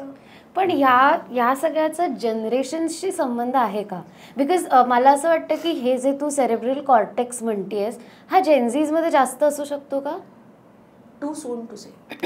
लगेच एका जनरेशनमध्ये एवढा बदल नाही होणार. टू सून टू से, कारण आपला कॉर्टेक्स डेव्हलप होऊन मला वाटतं 1 मिलियन वगैरे एवढी कमी वर्ष झाली, आणि हे 10-12 मिलियन वर्षापासून आपली लिम्बिक सिस्टीम. मुळामध्ये माणूसच आला त्याला खूप कमी काळ लुटलाय, म्हणजे ज्याला आपण माणूस, आजचा माणूस आपण म्हणतो. त्यामुळे it is too soon to say. त्यांना असं वाटतं की आम्ही जास्त प्रॅक्टिकल, आणि हे सगळ्यांनाच वाटतं. प्रत्येक पुढच्या पिढीला असं वाटतं की आतल्या पिढीपेक्षा आपण जास्त प्रॅक्टिकली विचार करतो. शेवटी तुम्ही तिथे जाताच. म्हणजे काय फरक तेवढा नाहीये ना, 1 मिलियन कम्पेअर टू 40 आणि 50 वर्ष काहीच नाहीये. शेवटी takes over. Limbic system will eventually take over. पण आणि ती आवश्यक पण आहे. असं नाही की ती आता काही ऑब्सोलेट नाही झाली, कारण तिचा संबंध सर्वायवलशी आहेच. फक्त एवढंच आहे की आपली जी भीती आहे, it is a fear network. माणसाचा बेस फिअर आहे आणि डोपामिन, की माझी भीती नष्ट झाली की मला डोपामिन मिळतं, because I survive. So pain and pleasure मध्ये काम करतात. Pain and pleasure, so that is limbic, की avoid the pain and get the pleasure. हेच करतोय की आपण, फक्त आपण ते जास्त कॉम्प्लिकेट केलंय. ते तू मगाशी जे म्हणालास की लिस्ट करायची आहे आणि ती कामं कम्प्लीट करायची, पेन आहे आणि बाहेर जाऊन मित्रांबरोबर फिरायला जायचं आहे, प्लेजर आहे. सो आता आपण मेनच मुद्द्यावर येऊ की मग ते कॉर्टेक्सला कसं सांगायचं की भाई तू पण जरा बोल पण नाही, त्याच्या आधी एक मगाशी मुद्दा राहिला होता की तुझं सिंग्युलर कॉर्टेक्स म्हणालीस, सिंग्युलेट कॉर्टेक्स, तर त्याचं काम असतं की त्या दोघांना हे करणं, बॅलन्स आउट करणं. ओके, पण म्हणजे त्याच्यासाठी तो डेव्हलप जेवढा होईल तेवढे आपल्या कॉर्टेक्सची हे वाढेल. अच्छा, पण इट इज स्टील आपला ब्रेन अजून डेव्हलप होतोय. ओके, कारण तो मी म्हटलं तसं तो लहान आहे अजून, कॉर्टेक्स खूप लहान आहे. त्यामुळे मग ती दादागिरी त्याला माहिती असतं की हे चुकीचं आहे, पण आपण कसे मोठी माणसं बोलले की गप्प बसतो, तसं तो गप्प बसतो. वेअर इट नोज की नाही, अरे हे आपलं भल्यासाठी, भलं बुरं कळत नाही लिम्बिक सिस्टमला, तिला फक्त छान प्लेजर. मला आता हे हवंय पाहिजे ना. लहान मुल चांगलं वाईट की मला चॉकलेट पाहिजे, अगं तुझे सगळे दात किडले, मग मला आवडतं चॉकलेट, मला दे. कारण त्यांच्यामधला सेरेब्रल कॉर्टेक्स झालेलाच नसतो डेव्हलप. त्यामुळे माझ्यासाठी चांगलं काय, वाईट काय, योग्य काय, अयोग्य काय, हा विचार दूर दूरपर्यंत येत नाही तिकडे. म्हणून मग ते डेव्हलप करण्यासाठी मेंदूला रेग्युलेट करणं हा मेंदूचा व्यायाम करण्याचा एक खूप महत्वाचा भाग आहे. म्हणजे मी लोकांना नेहमी सांगते की आम्ही जेव्हा ब्रेन क्लब्स घेतो तेव्हा मेमरी येस, कॉन्सन्ट्रेशन येस, किंवा आपण लॉजिकल रिझनिंग येस, हे सगळं करायचं आपण. पण ते उगाच ते का करतो हे तुम्हाला माहिती पाहिजे, की अल्टिमेटली त्याच्यातनं तुमचा गोल काय आहे. की मला सॉलिड मेमरी आहे, मला सगळ्या गोष्टी लक्षात राहतात, पण जर सकाळी मोबाईल मी घरात ठेवून बाहेर पडले आणि तोच मी विसरले ना, तर माझ्या या मेमरीचा उपयोग काय. अल्टिमेटली त्याच्यातून साध्य काय आहे हे महत्वाचं. जसं मी तुला मगाशी म्हटलं की वेट ट्रेनिंग केलं की आपले मसल बिल्डअप होतात, पण तर मला वयाच्या 50शीला मसल बिल्डअप करायची गरज आहे का. मला माझे मसल्स जास्त इलॅस्टिक राहिले पाहिजे, त्यांच्यामध्ये मोबिलिटी चांगली असली पाहिजे. तर मी तिकडे जाऊन जीव काढत ते काय 2 किलो 5 किलो 10 किलो, म्हणजे जे आहे त्याचा वापर तुम्ही किती करताय, कसा करताय, ह्याचा हे सुद्धा तितकंच महत्त्वाचं. आणि तुम्ही जेवढा वापर कराल तेवढा ते टिकून राहील जास्त काळापर्यंत. मेंदू तुम्ही वापरला नाही तर मी गेल्याला सांगितलं, तो असे मागे हात घेऊन असे पाय पसरून आपल्याला काही काम नाही आता बसा म्हणजे असं तो करतो लगेच. कारण त्याला पण पाहिजे ना विश्रांती, तुम्ही दिली नाही तर तो आपली घेतो स्वतःची. आणि मग आपण म्हणतो मला खूप थकल्यासारखं, मग तुम्ही थकलात की मग तुम्ही म्हणता जाऊ दे मी झोपते, कारण तो थकलाय. सो त्यासाठी व्यायाम म्हणजे काय, रेग्युलेशन ऑफ द ब्रेन. तर आपल्या डोक्यात जे ही मगाशी म्हणाली एक्सरसाइजचं जे आहे तो हेतूच नाही त्याचा. कारण मेंदू हा शरीराचाच एक भाग आहे, पण तो इतर आपल्या अवयवांपेक्षा खूप वेगळ्या लेवलवर काम करतो. मुळात आपण इतर शरीराची जशी काळजी घेतो तशी मेंदूची एक वेगळी काळजी घ्यायला हवी, हेच मुळात अनेक लोकांना माहिती नाहीये, किंवा म्हणजे नाहीच, ह्याच्यावर विचारच होत नाही कधी, की आपण आता 40शीला आलो, आता मला डायबिटीज व्हायला नको, हायपरटेन्शन व्हायला नको, माझ्या किडनीज व्यवस्थित राहायला हवेत, सगळे डाएट, व्यायाम सगळं सगळं सगळं करू आपण.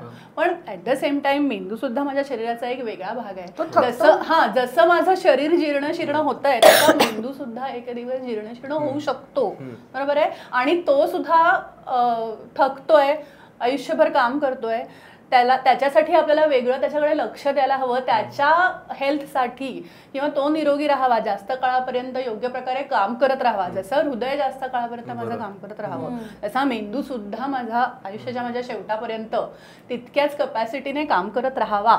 आणि त्यासाठी मला वेगळे प्रयत्न करण्याची गरज आहे ही ओळखणं नाही गरजेचं आहे. बरोबर. म्हणजे लोक खूप एक्साइटेड असतात, आपण तो मेंदूचे व्यायाम करूया, मेंदूचे व्यायाम करूया, पण ते का करतोय हे माहिती. म्हणजे जसं मी गेल्या वेळेला सांगितलं, सुडोकू सोडवतो आणि ते खूप त्याचा फायदा डेफिनेटली होतो, पण ज्या क्षणी मला असं कळतं की मला आता सुडोकू सोडवण्याची की सापडली, की लोक असं आता पट्टापट सोडवतात. आता माझी मुलगी आहे ना, ती अशी 3 मिनिटात सुडोकू सोडवते. हा, लाईक पॅटर्न कळल्यासारखं होतं ना ते.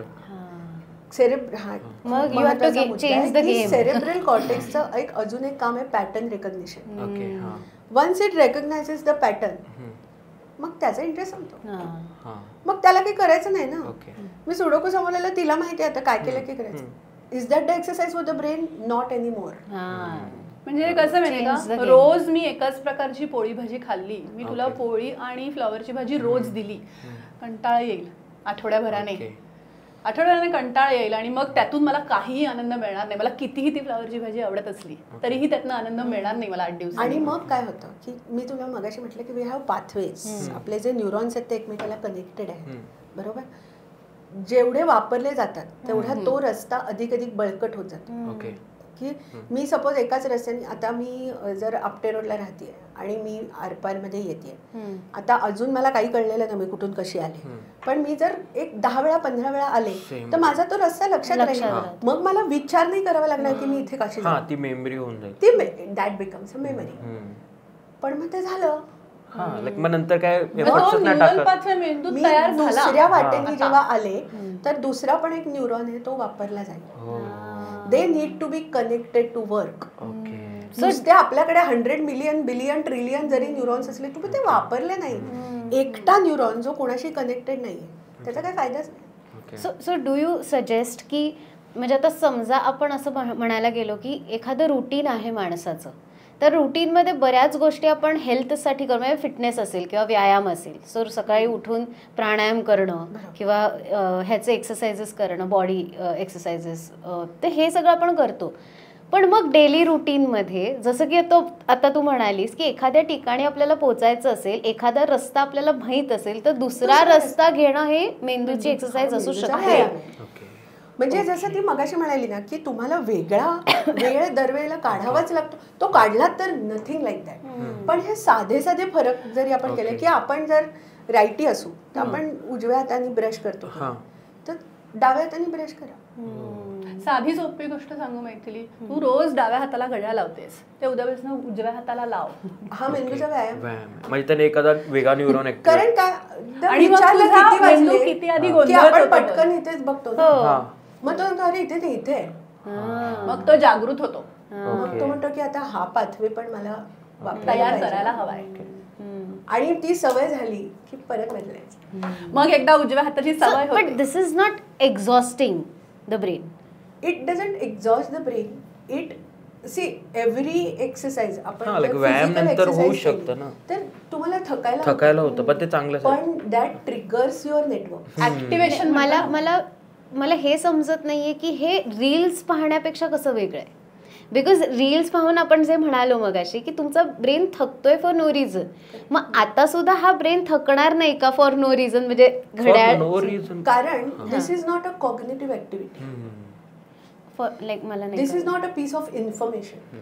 ओ येस, राईट.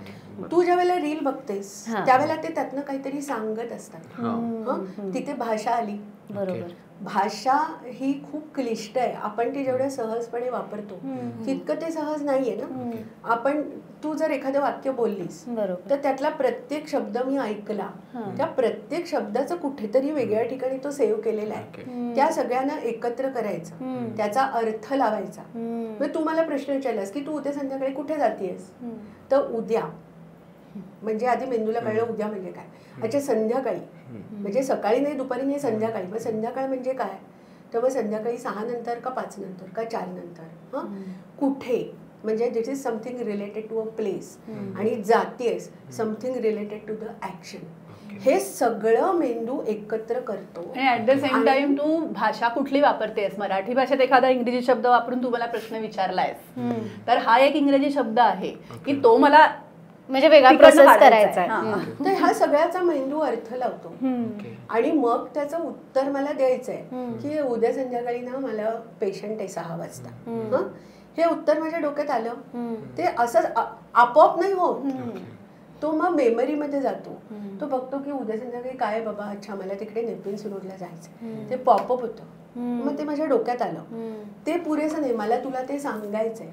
म्हणजे माझं बोलणं जे आहे ते, माझी जीभ आहे आणि इतर सगळे स्नायू आहेत, ते एका विशिष्ट प्रकारे हालचाल झाली तर मी उद्या संध्याकाळी मला पेशंट आहे हे वाक्य बोलेन. हे जे आजार आहेत डिमेन्शियासारखे, तिथे हे सगळं गोंधळ. की मग मला तुला सांगायचं मला उद्या संध्याकाळी ना पेशंट आहे, तर आयदर माझ्या डोक्यामध्ये उद्या येत नाही किंवा पेशंट येत नाही किंवा संध्याकाळी येत नाही, मग मी तुला उत्तर नाही.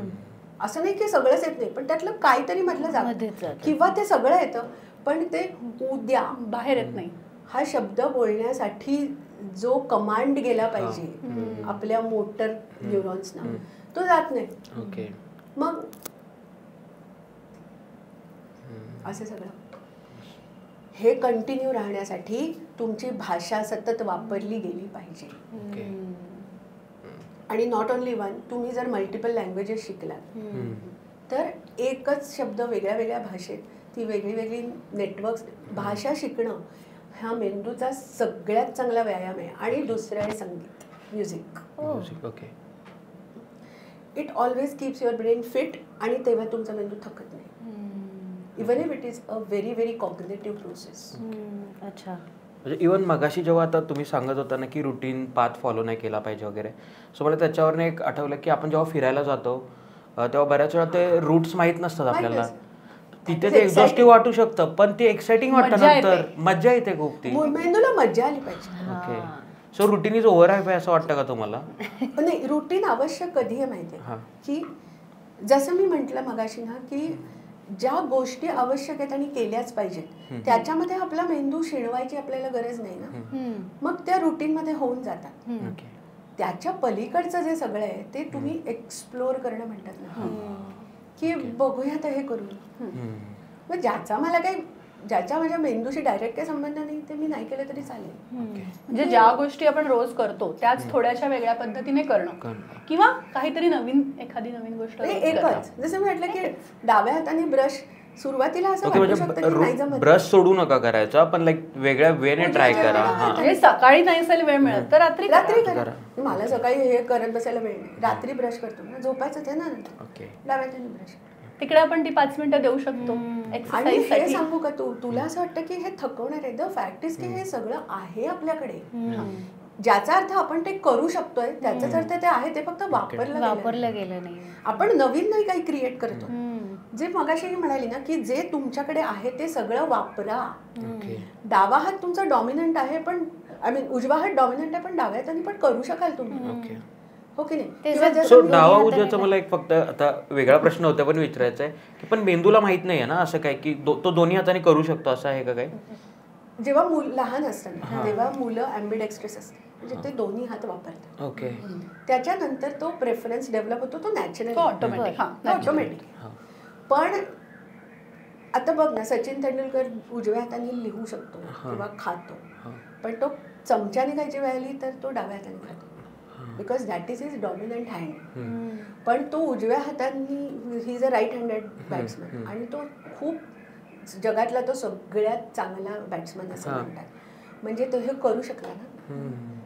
आपला मेंदू लवचिक आहे खूप, त्याला प्लास्टिसिटी म्हणतात. युरोप इट्स प्लास्टिक, की तुम्ही त्याला जसं वळवाल तसं वळतो. कदाचित त्याला कष्ट जास्त पडत असतात पण तो करू शकतो. म्हणजे मध्ये त्यांनी असे प्रयोग केले होते की जे स्ट्रोकचे पेशंट्स असतात, पॅरालिसिस असतात, तर सपोज माझी उजवी बाजू सगळी लूट पडली आणि मला डाव्या हाताने सगळं करायचं आहे, तर बाय डिफॉल्ट लोक तरी उजव्या हाताने करायला जातात आणि मग त्यांना ते जमत नाही, ते फ्रस्ट्रेट होतात. तर त्यांनी काय केलं की त्यांचा जो अफेक्टेड हँड आहे तो बांधून ठेवला की मी नाहीच तो वापरू शकणार आता, तर तो इथे जखडलेला आहे. मग लोक आपोआप डाव्या हाताने करायला लागले की मेंदू म्हणाला आता हे ऑप्शनच नाही ना आपल्याकडे, मग हे शिकलं पाहिजे. आणि त्यांना ते जमायला पण लागलं. म्हणजे आम्ही ब्रेन क्लब करताना ही ऍक्टिव्हिटी आम्ही खूप वेळा करायला सांगतो की एक रविवारचा दिवस पकडून तुमचा 1 तास काढा की तुमचा जो डॉमिनंट हँड आहे रोजचा वापरायचा तो बांधून ठेवा. आणि मग त्या 1 तासात तुम्हाला जी कामं करायची आहेत ती सगळी तुमच्या दुसऱ्या हाताने करा आणि मग बघा. आता ह्याचं इम्प्लिकेशन कुठे आहे की देव न करो उद्या आयुष्यात आपल्याला जर स्ट्रोक आला आणि माझी सगळी उजवी बाजू लोळी पडली तर माझा डावा हात पूर्णपणे क्लूलेस नाही. आता मला नाही माहिती काय करायचं ते, आता झोपून जाऊ असं नाही तो करणार. बरोबर. किंवा चुकून मागून फ्रॅक्चर झालं आणि काय झालं, डिपेंडंट होण्याची जी आपल्याला भीती असते सतत, ती त्यातून कमी होऊ शकते. या बाबतीत हे मेकॅनिझम कसं वर्क करतं? जेव्हा आंधळ माणूस असतं तेव्हा त्याचे बाकीचे सेन्सेस जास्त. That is neuroplasticity. की माझ्या मेंदूला माहितीये की हा रस्ता बंद आहे की नाही, पण मला काम तर करायचं आहे. मग बाकीचे त्याचे सेन्सेस हे आपोआप जास्त शार्प होतात. ब्रेन कॅन रिऑर्गनाइज इटसेल्फ आणि तो ते करत असतो सतत. आता प्रत्येक क्षणी आपल्या मेंदूत बदल घडत आहेत, आपल्याला ते दिसत नाही पण ते घडत आहेत. त्यामुळे मला जेव्हा असं वाटतं की हा रस्ता बंद आहे तेव्हा मग मला दुसरं काहीतरी शोधून काढलं पाहिजे. मग तो आपण शोधतो आणि सहज शोधतो. सुरुवातीला अडखळतो, नंतर त्याच्यामध्ये ती इज रुटीन किंवा प्रॅक्टिस जी आहे त्याचं इथे महत्व आहे की मी ती सतत ती गोष्ट केली की मग मला ते जमते. आणि मेंदू पण पुश करत असतो अशा गोष्टींसाठी जेव्हा आपण एकदा वेगळं पाथ घेण्याचा प्रयत्न करतो वगैरे, नाही करत? कारण ती लिंबिक सिस्टीम लिंबिक सिस्टीम होऊन नाही देणार. ते आहे ना, तर कशाला तुला तिकडे नाही. त्या रस्त्यावर वाघ असेल तर खाईल ना तो तुला. लहानपणी या रस्त्यावर गॅरंटेड वाघ नाही ना, मग इकडनंच झालं. लहानपणी लिंबिक सिस्टीम जास्त तेवढी ही नसते का? कारण म्हणजे फॉर आता मी अगेन माहित नाही, क्लिशे एक्झाम्पल आहेत की आम्ही शाळेत जाताना ना एक सिम्पल आईने सांगितलेलं की ह्याच रोडने जायचंय तुला, पण आम्ही येताना 4 वेगवेगळ्या रोडने यायचो आणि आम्हाला उगाच वाटायचं की तो शॉर्टकट आहे. Very interesting point. गंमत कशा माहिती का, लहानपणी खरं तर आपली लिंबिक सिस्टीम जास्त डॉमिनेटिंग आहे. ओके. पण त्याचा अर्थ लावता येत नाही. भीती का मुलांना कळत नाही? त्यांना भीती वाटते, पण हे झालं ना तर मी घाबरलं पाहिजे हे त्यांना कळत नाही. ते आपण भीती ना आपण शिकवतो मुलांना, मग ते घाबरायला शिकतात. तोपर्यंत त्यांना नसते आणि ते अनुभवत नाहीत. तर मी तुला माझ्या मुलीचं उदाहरण देते. ती खूप लहान होती, 2च वर्षाची होती. कसं आणि माहिती नसतं ना तेव्हा मला ते कळलं नाही, पण नंतर आय रिअलाइज्ड इट. मी इस्त्री करत होते आणि काहीतरी झालं, मी ती इस्त्री अशी उभी करून ठेवली. शी वॉज 2 year old. तिला सांगितलं ह्याला हात लावू नको, ती गरम आहे, भाजेल. तिने दुसऱ्या क्षणी हात लावला आणि तिला लागली आई. तेव्हा तिला गरम म्हणजे काय आणि भाजणं म्हणजे काय हे कळलं. पण मी तिला सहजपणे सांगितलं हात लावू नको, भाजेल. भाजेल म्हणजे काय तिला काय माहिती. पण मी तिला हात लावू नको सांगितल्यानंतर तिचा मेंदू काय बघ. आणि आई जे नको करू सांगते ते करून बघतात की नाही मुलं काय. म्हणून मुलाला कधी हे नको करू असं सांगायचं हे मी तेव्हा शिकले. कारण मग ते करणार. याचं कारण आम्ही जे एक्सरसाइजेस घेतो त्याच्यामध्ये आयडेंटिफाय द फिअर हा एक मुद्दा आहे. म्हणजे बेसिकली ना ब्रेन क्लबमध्ये आम्ही सगळा फोकस फक्त तो तर आहेच की तुमची मेमरी कशी इम्प्रूव्ह होईल याच्यासाठी आम्ही व्यायाम शिकवतो किंवा तुमचा फोकस कसा इम्प्रूव्ह होईल याचं कारण जसं मी तुला म्हटलं की आपला जो सेरेब्रल कॉर्टेक्स आहे तो बेसिकली तो काय करतो, एक तर गोल सेटिंग करतो की म्हणजे प्रेडिक्टेबिलिटी की माझं फ्युचर असं असलं पाहिजे. दुसरं पॅटर्न रेकग्निशन जे मगाशी आपण म्हटलं की once you know the pattern you are relax की मला माहिती आहे ह्याच्यानंतर हे होणार आहे त्याच्यानंतर ते तो करतो. तिसरं मुवमेंट हा एक खूप महत्त्वाचा मुद्दा आहे जो कॉर्टेक्स आपला कंट्रोल करतो की माझी मुवमेंट कशी असली पाहिजे. तर आपण हे जे करत असतो ते तर आम्ही ब्रेन क्लबमध्ये शिकवतोच. ते मला इथे एक्सप्लेन करणं ह्यासाठी अवघड आहे की त्या खूप स्पेसिफिक ॲक्टिव्हिटीज आहेत की मला मेमरी बिल्डअप करायची असेल तर.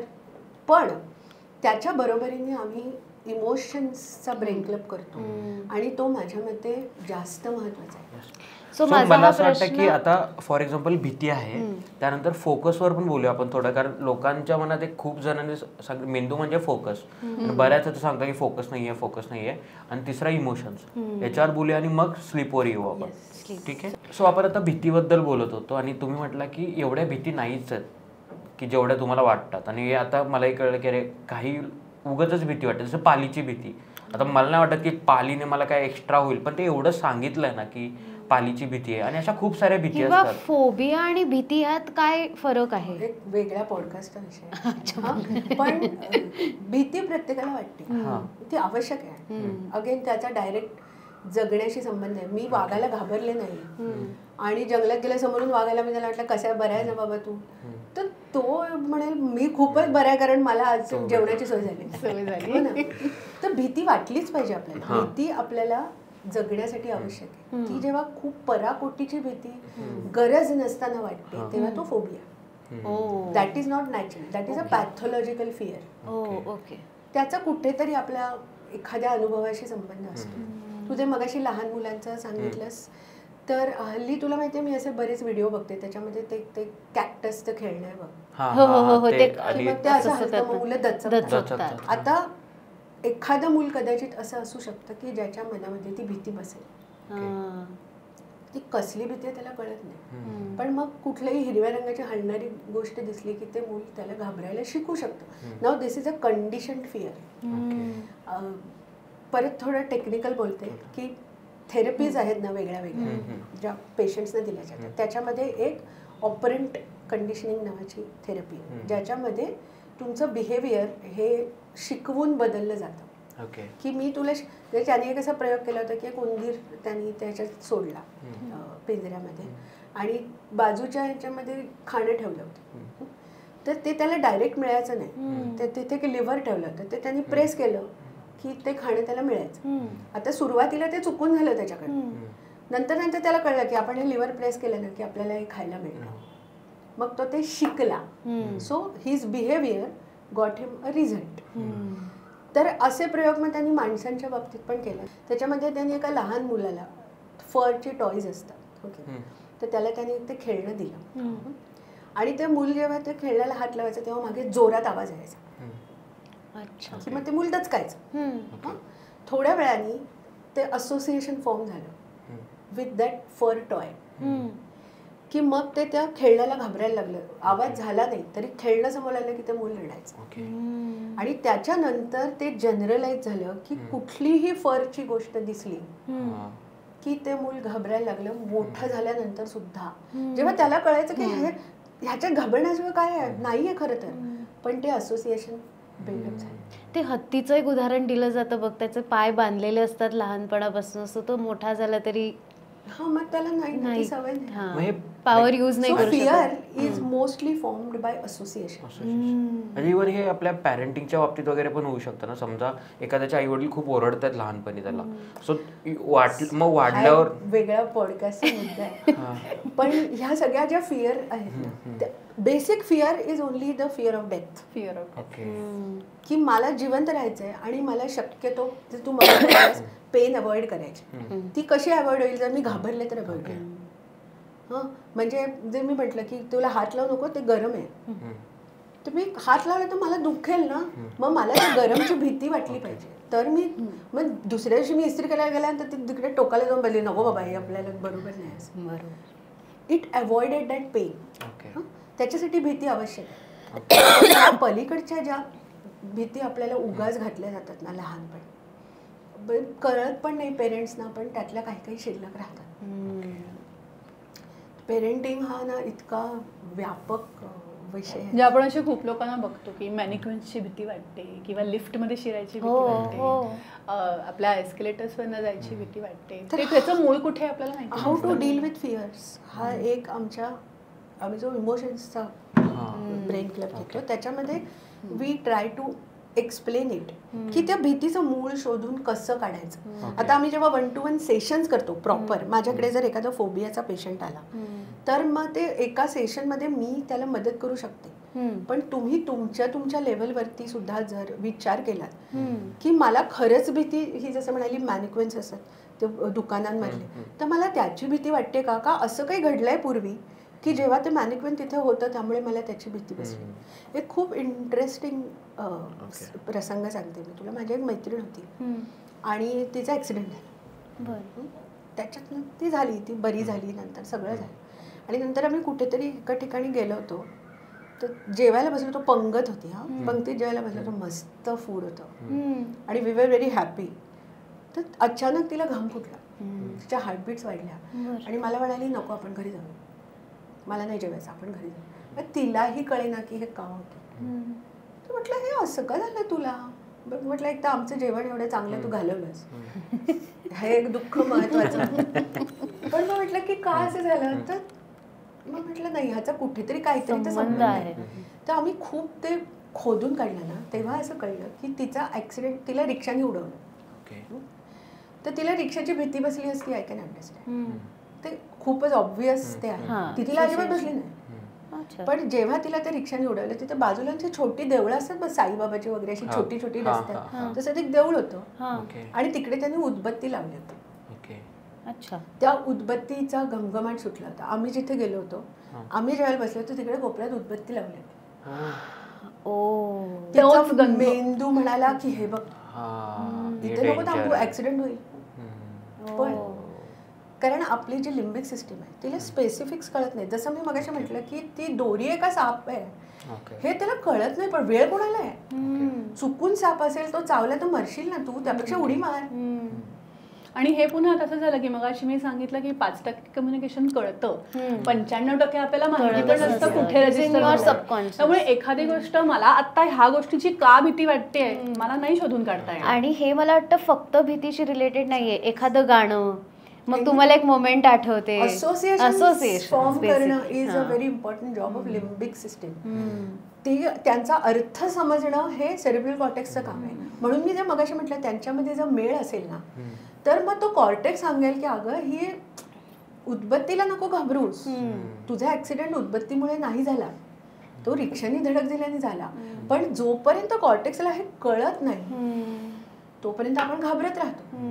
सो आम्ही जे क्लब्स करतो त्याच्यामध्ये आम्ही ही असोसिएशन्स लोकांना समजावून की मग तुम्हाला सोपं जातं की अच्छा मला असं वाटलं होतं की मला ह्याची भीती वाटते, पण ह्याची नाही भीती वाटते. कधीतरी शाळेत आपल्या एक भयंकर कजाग शिक्षिका असतात ना, त्या एखाद दिवशी एक पर्टिक्युलर रंगाची साडी नेसून आलेल्या असतात आणि त्याने आपल्याला शिक्षा केलेली असते. आपल्याला त्या रंगाची भीती नसू शकते किंवा काही देयर इज नो लॉजिक, पण ती राहू शकते. मग ती माझ्या मनात बसली ना ती, मग पुढच्या वेळेला तसंच काही बघितलं तर मग मी घाबरते. मग आपल्याला कळत मला ना आज इथे खूप अस्वस्थ वाटतंय, का वाटतंय माहित नाही, पण ते काहीतरी तुमच्या मेंदूने बघितलं आणि ती ट्रिगर झाली. मग तो कुठला तरी आकार, कुठला तरी रंग, कुठला तरी वास, कुठला तरी साऊंड, काय मगाशी म्हणालास की मग सेरेब्रल कॉर्टेक्सला कसं शिकवायचं ते आम्ही ब्रेन क्लब्स मध्ये करतो. की तू त्या लिम्बिक सिस्टीमला कसं आवर, तिला कसं समजावून सांग की नको घाबरू. आणि ते होतं माहिती, त्याचा परिणाम होतो. फोबियाशी डील करण्यासाठी हे जे त्या दोघांमधला ताळमेळ तो जर तुम्ही improve, that is what we do, मग त्याचा नक्की फायदा होतो. म्हणून आम्ही ब्रेन क्लब करतो. मला हे किती इंटरेस्टिंग आहे की भीती सुद्धा मेंदूचे व्यायाम म्हणू आपण, की त्याने हँडल करता येऊ शकते. कारण भीती अशी कोणी एक्सपिरियन्स नाही केली लाईक, आणि ह्या एवढ्या काय म्हणतात महत्त्वाच्या गोष्टी आहेत आणि त्याच्या एवढ्या उथळ व्ह्यूज आहेत की करून बघ. अरे पण मला तू सांगशील तर की आपण, कारण इव्हन मुलांच्या बाबतीत असेल, घरच्यांच्या बाबतीत असेल किंवा कुणाच्याही बाबतीत असेल, आपण ते करत नाही ना, एक गोष्ट करत राहा. अरे पण त्याला भीती आहे ना, तू त्याला आयडेंटिफाय करायला तरी शिकव. आयडेंटिफाय हा इतका कळीचा मुद्दा आहे ना की नक्की काय होत आहे. आणि म्हणजे कसं माहितीये, जसं मी अगदी सुरुवातीला सांगितलं की शेवटी we are emotional beings, we are emotionally driven. आपण कितीही मी खूप प्रॅक्टिकल आहे वगैरे असं म्हटलं ना, तरी आपली इमोशन्सच आपल्याला पुढे ढकलतात. तुम्हाला जोपर्यंत आतून, आपण म्हणतो ना मला आतून वाटत नाही तोपर्यंत मी करत नाही. ते आतून म्हणजे ते इथून, जेव्हा लिम्बिक सिस्टम म्हणते हा हे तू कर, तेव्हा आपण ते करतो. इथे फक्त मला कितीही वाटलं, एकतर excitement is not a part of your cortex. तो अत्यंत वृक्ष माणूस आहे की हे तू कर, ह्याचा तुला फायदा होणार आहे. पण फायदा म्हणजे काय हे कोण सांगतं? ते लिम्बिक सिस्टम. की आपण म्हणतो मला भरपूर पैसे कमवायचे, पैशाचं मी काय करू ह्याचं जर माझ्याकडे प्लॅन नसेल ना, प्लॅन म्हणजे कसा की मी भरपूर पैसे कमावतोय म्हणजे ना मला वाटेल तेव्हा पिझ्झा ऑर्डर करता येईल, हेच बोलतो की नाही आपण शेवटी, की मला डॉमिनोजचा पिझ्झा ना हवा तेव्हा परवडला पाहिजे, एवढे पैसे मला पाहिजे. तर पैसे कमावणं हे कॉर्टेक्सचं काम आहे, बरोबर आहे. पण त्याचं काय करायचं का हे तुला लिम्बिक सिस्टीमच सांगते. त्यामुळे त्या दोघांमध्ये जो मेळ असणं आवश्यक, जो फायटिंग आहे ना ती कमी करून त्या दोघांना एकत्र काम करायला लावणं हे आम्ही आमच्या क्लब्समध्ये करतो. मेंदू आणि मन, असं एक विचित्र थॉट आला, मी सांगतो तुम्हाला की याचा समजा पैशाचं काय करायचं हे माहीत असेल तर चांगली गोष्ट आहे. त्याने भ्रष्टाचार किती दूर होईल की जो पैसे कमवतो त्याला इव्हेंच्युअली माहीत पाहिजे, नाही तर तो त्याच मोडमध्ये ना नुसता पैसे कमवण्याच्या, डोपामाइन ट्रॅप की भ्रष्टाचार असू शकतो ना डोपामाइन ट्रॅप. की मला पैसे कमवण्यातच किक येते. ठीक आहे, माहीतच नाही काय. त्याचं मला काय करायचं नाही. माहित. पण पैसा बघितला की डोपामिन. आणि हा एक भाग आहे की डोपामिन बरोबर एक सेरोटोनिन नावाचं दुसरं biochemical. It's like a big brother. की आपण लहानपणी मस्ती करायचो ना, तर आई वडिलांपर्यंत जायच्या आधी जर मोठं भावंड असेल तर सांगायचं नको मग आई ओरडेला तू हे करू नकोस. हे काम सेरोटोनिन करतं. तर सेरोटोनिनकडे आपला मेंदू बाय डिफॉल्ट दुर्लक्ष कर. पण सेरोटोनिन हे खूप आवश्यक आहे because it रेग्युलेट्स the dopamine balance out things. आणि मग ते सांगतं की आता बास, आता पोट भरलंय, आता बास, नको खाऊस. सेरोटोनिनचा डायरेक्ट संबंध आपल्या गटशी आहे. इट रेग्युलेट्स अवर गट. आपली जी काय म्हणतो चयापचय, मेटाबॉलिझम, त्याचा संबंध सेरोटोनिनशी. की मला सॉलिड आवडतात, तुझं मगाशी म्हणाला चिप्स, ठीक आहे आली आता पुरेशी मजा, आता बास, पोट भरलंय, हे सेरोटोनिन सांगतं. म्हणजे सांगतच नाही लोकांना, ते सांगतं, आपण दुर्लक्ष करतो. होय. डोपामिन किती हवं ह्याला काहीतरी लिमिट आहे. ते त्याच्या पलीकडे गेलं की आपण एक्सायटेड स्टेटमध्ये कायम राहतो, मग आपण थकतो. ते सतत मिळत राहावं म्हणून आपण झोपत नाही. झोप हा इतका महत्वाचा व्यायाम आहे. आपण झोपेवर येऊयाच. आता आपण फंक्शनवर बोलतो, लाईक भीतीचं कळलं.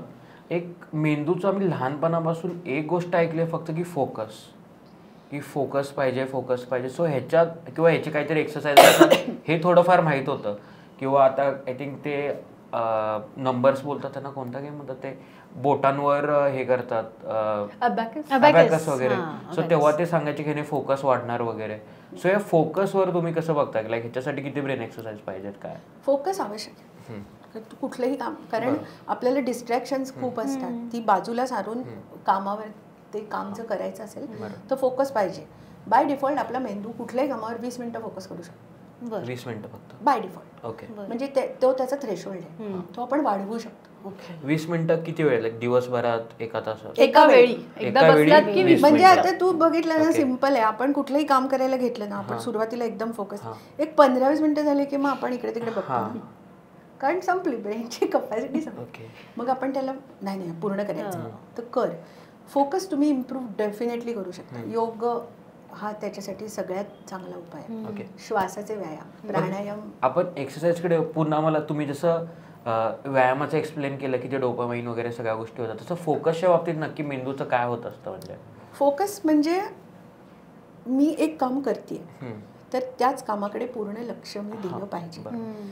त्याच्यासाठी माझा सगळा मेंदू वापरला गेला पाहिजे. म्हणजे माझ्या मेंदूमध्ये वेगळे विचार नाही येता का, ते बाजूला सारून मी कॉन्सन्ट्रेट करणं इज फोकस. तर मेंदूमध्ये तेव्हा खूप काही, म्हणजे ना खूप जास्त टेक्निकली बोलायचं तर घमासान चालू असतं मेंदू. तर मला ते नाही ना, मग बाकीच्यांना तरी पण बाजूला ठेवायचं आहे की मला आता हेच काम पूर्ण करायचं आहे. हा पूर्ण आपला इंटेलेक्च्युअल ब्रेनचा विषय आहे, फोकस आहे. आणि जे मी मगाशी झेन स्टेटचं उदाहरण दिलं, त्याच्यामध्ये तुमचा फोकस इतका कमालीचा जास्त असतो की बाकीचं, तो अर्जुन ते म्हणतात ना, त्याला फक्त त्या पक्षाचा डोळा दिसायचा, की मग ॲक्युरसी रिझल्ट फ्रॉम फोकस. आणि फोकस ही स्किलनी शिकण्याची गोष्ट आहे. Part of a brain activity. पण ते आता झालंय की पहिल्यापासून तसंच आहे? कारण आता आपण म्हणतो ना की डिस्ट्रॅक्शन्स खूप वाढली आहे, त्यामुळे फोकस कमी झालाय, तर त्याचा खरंच काय संबंध आहे का? दोन गोष्टी आहेत, एक मॅक्रो आहे, एक मायक्रो आहे. बरं. की मायक्रो फोकस म्हणजे आपण ते सुईमध्ये दोरा घालतो तेव्हा कसं लोक, that is a micro focus. Okay. आणि मॅक्रो फोकस हा अजून लोकांना थोडं समजत नाही की अर्जुनाचा त्या डोळ्यावरती इतका फोकस होता की बाजूने कुठून तरी बाण आला असतं त्याला तो कळला नसतं, तुझ्या गळ्यात गेला असतं, तो गेला असता, इतका फोकस. हो ना. तर काही कामं अशी आहेत की जिकडे तुम्हाला मायक्रो फोकसची गरज आहे. पण आजच्या जगामध्ये तुम्ही अष्टावधानी असणं हे पण तेवढंच महत्वाचं आहे.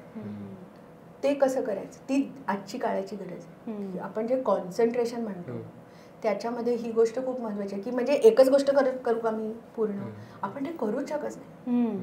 सो अष्टावधानी कसं व्हायचं, ॲट अ टाइम वेगळ्या वेगळ्या ठिकाणी फोकस तुम्ही कसा डिस्ट्रीब्यूट कराल. बरोबर. की मला हे एवढे फोकस ही नाही आहे ना गरज, उगाच काय आपलं जे जसं असं करत वी डोंट नीड दॅट. बरोबर. तर that is a part of brain training. Okay. तर ते पण फोकस महत्वाचा आहे का, डेफिनेटली आहे. तुम्ही ड्राईव्ह करत असाल तर मी जर असं म्हटलं की मला आता मायक्रो फोकसची गरज नाही आहे तर ॲक्सिडेंट होणार. सो काही अशी विशिष्ट कामं आहेत की जिथं तुम्हाला तो फोकस पाहिजे. आता त्यासाठी फिजिकल ट्रेनिंग कसं महत्वाचं आहे की आपण बॅलन्स एक्सरसाइजेस ज्या करतो त्यांनी तुमचा फोकस आपोआप वाढतो. Balance exercise. बॅलन्स एक्सरसाइजेस म्हणजे एका पायावरती उभं राहणं, body balance. Body balance improve your focus. Right. कारण मग तुमचा मेंदू, मी पडेन की काय हे भीती असेल तर मेंदू बाकी काही करू शकत नाही. किंवा आपण श्वासाचे व्यायाम करतो की आपण असं सांगतो की श्वासावर फोकस करा. तो का करा की मी श्वास घेतला नाही तर मी मरेन की नाही. मग तिथे लिम्बिक सिस्टीम टिवटिव नाही करत, ती म्हणते नाही बाबा कर, इथे फोकस कर, नाही तर मी मरेन. ओ गॉड. मग ती म्हणते की हा नाही बरोबर आहे, ब्रीथ. की आपण जेव्हा खूप हायपर व्हेंटिलेट, खूप जास्त स्ट्रेस येतो, पॅनिक अटॅक्स म्हणतात, सगळ्यात सोपा उपाय आहे ब्रीदिंग करणं आणि त्याच्यावर फोकस करणं.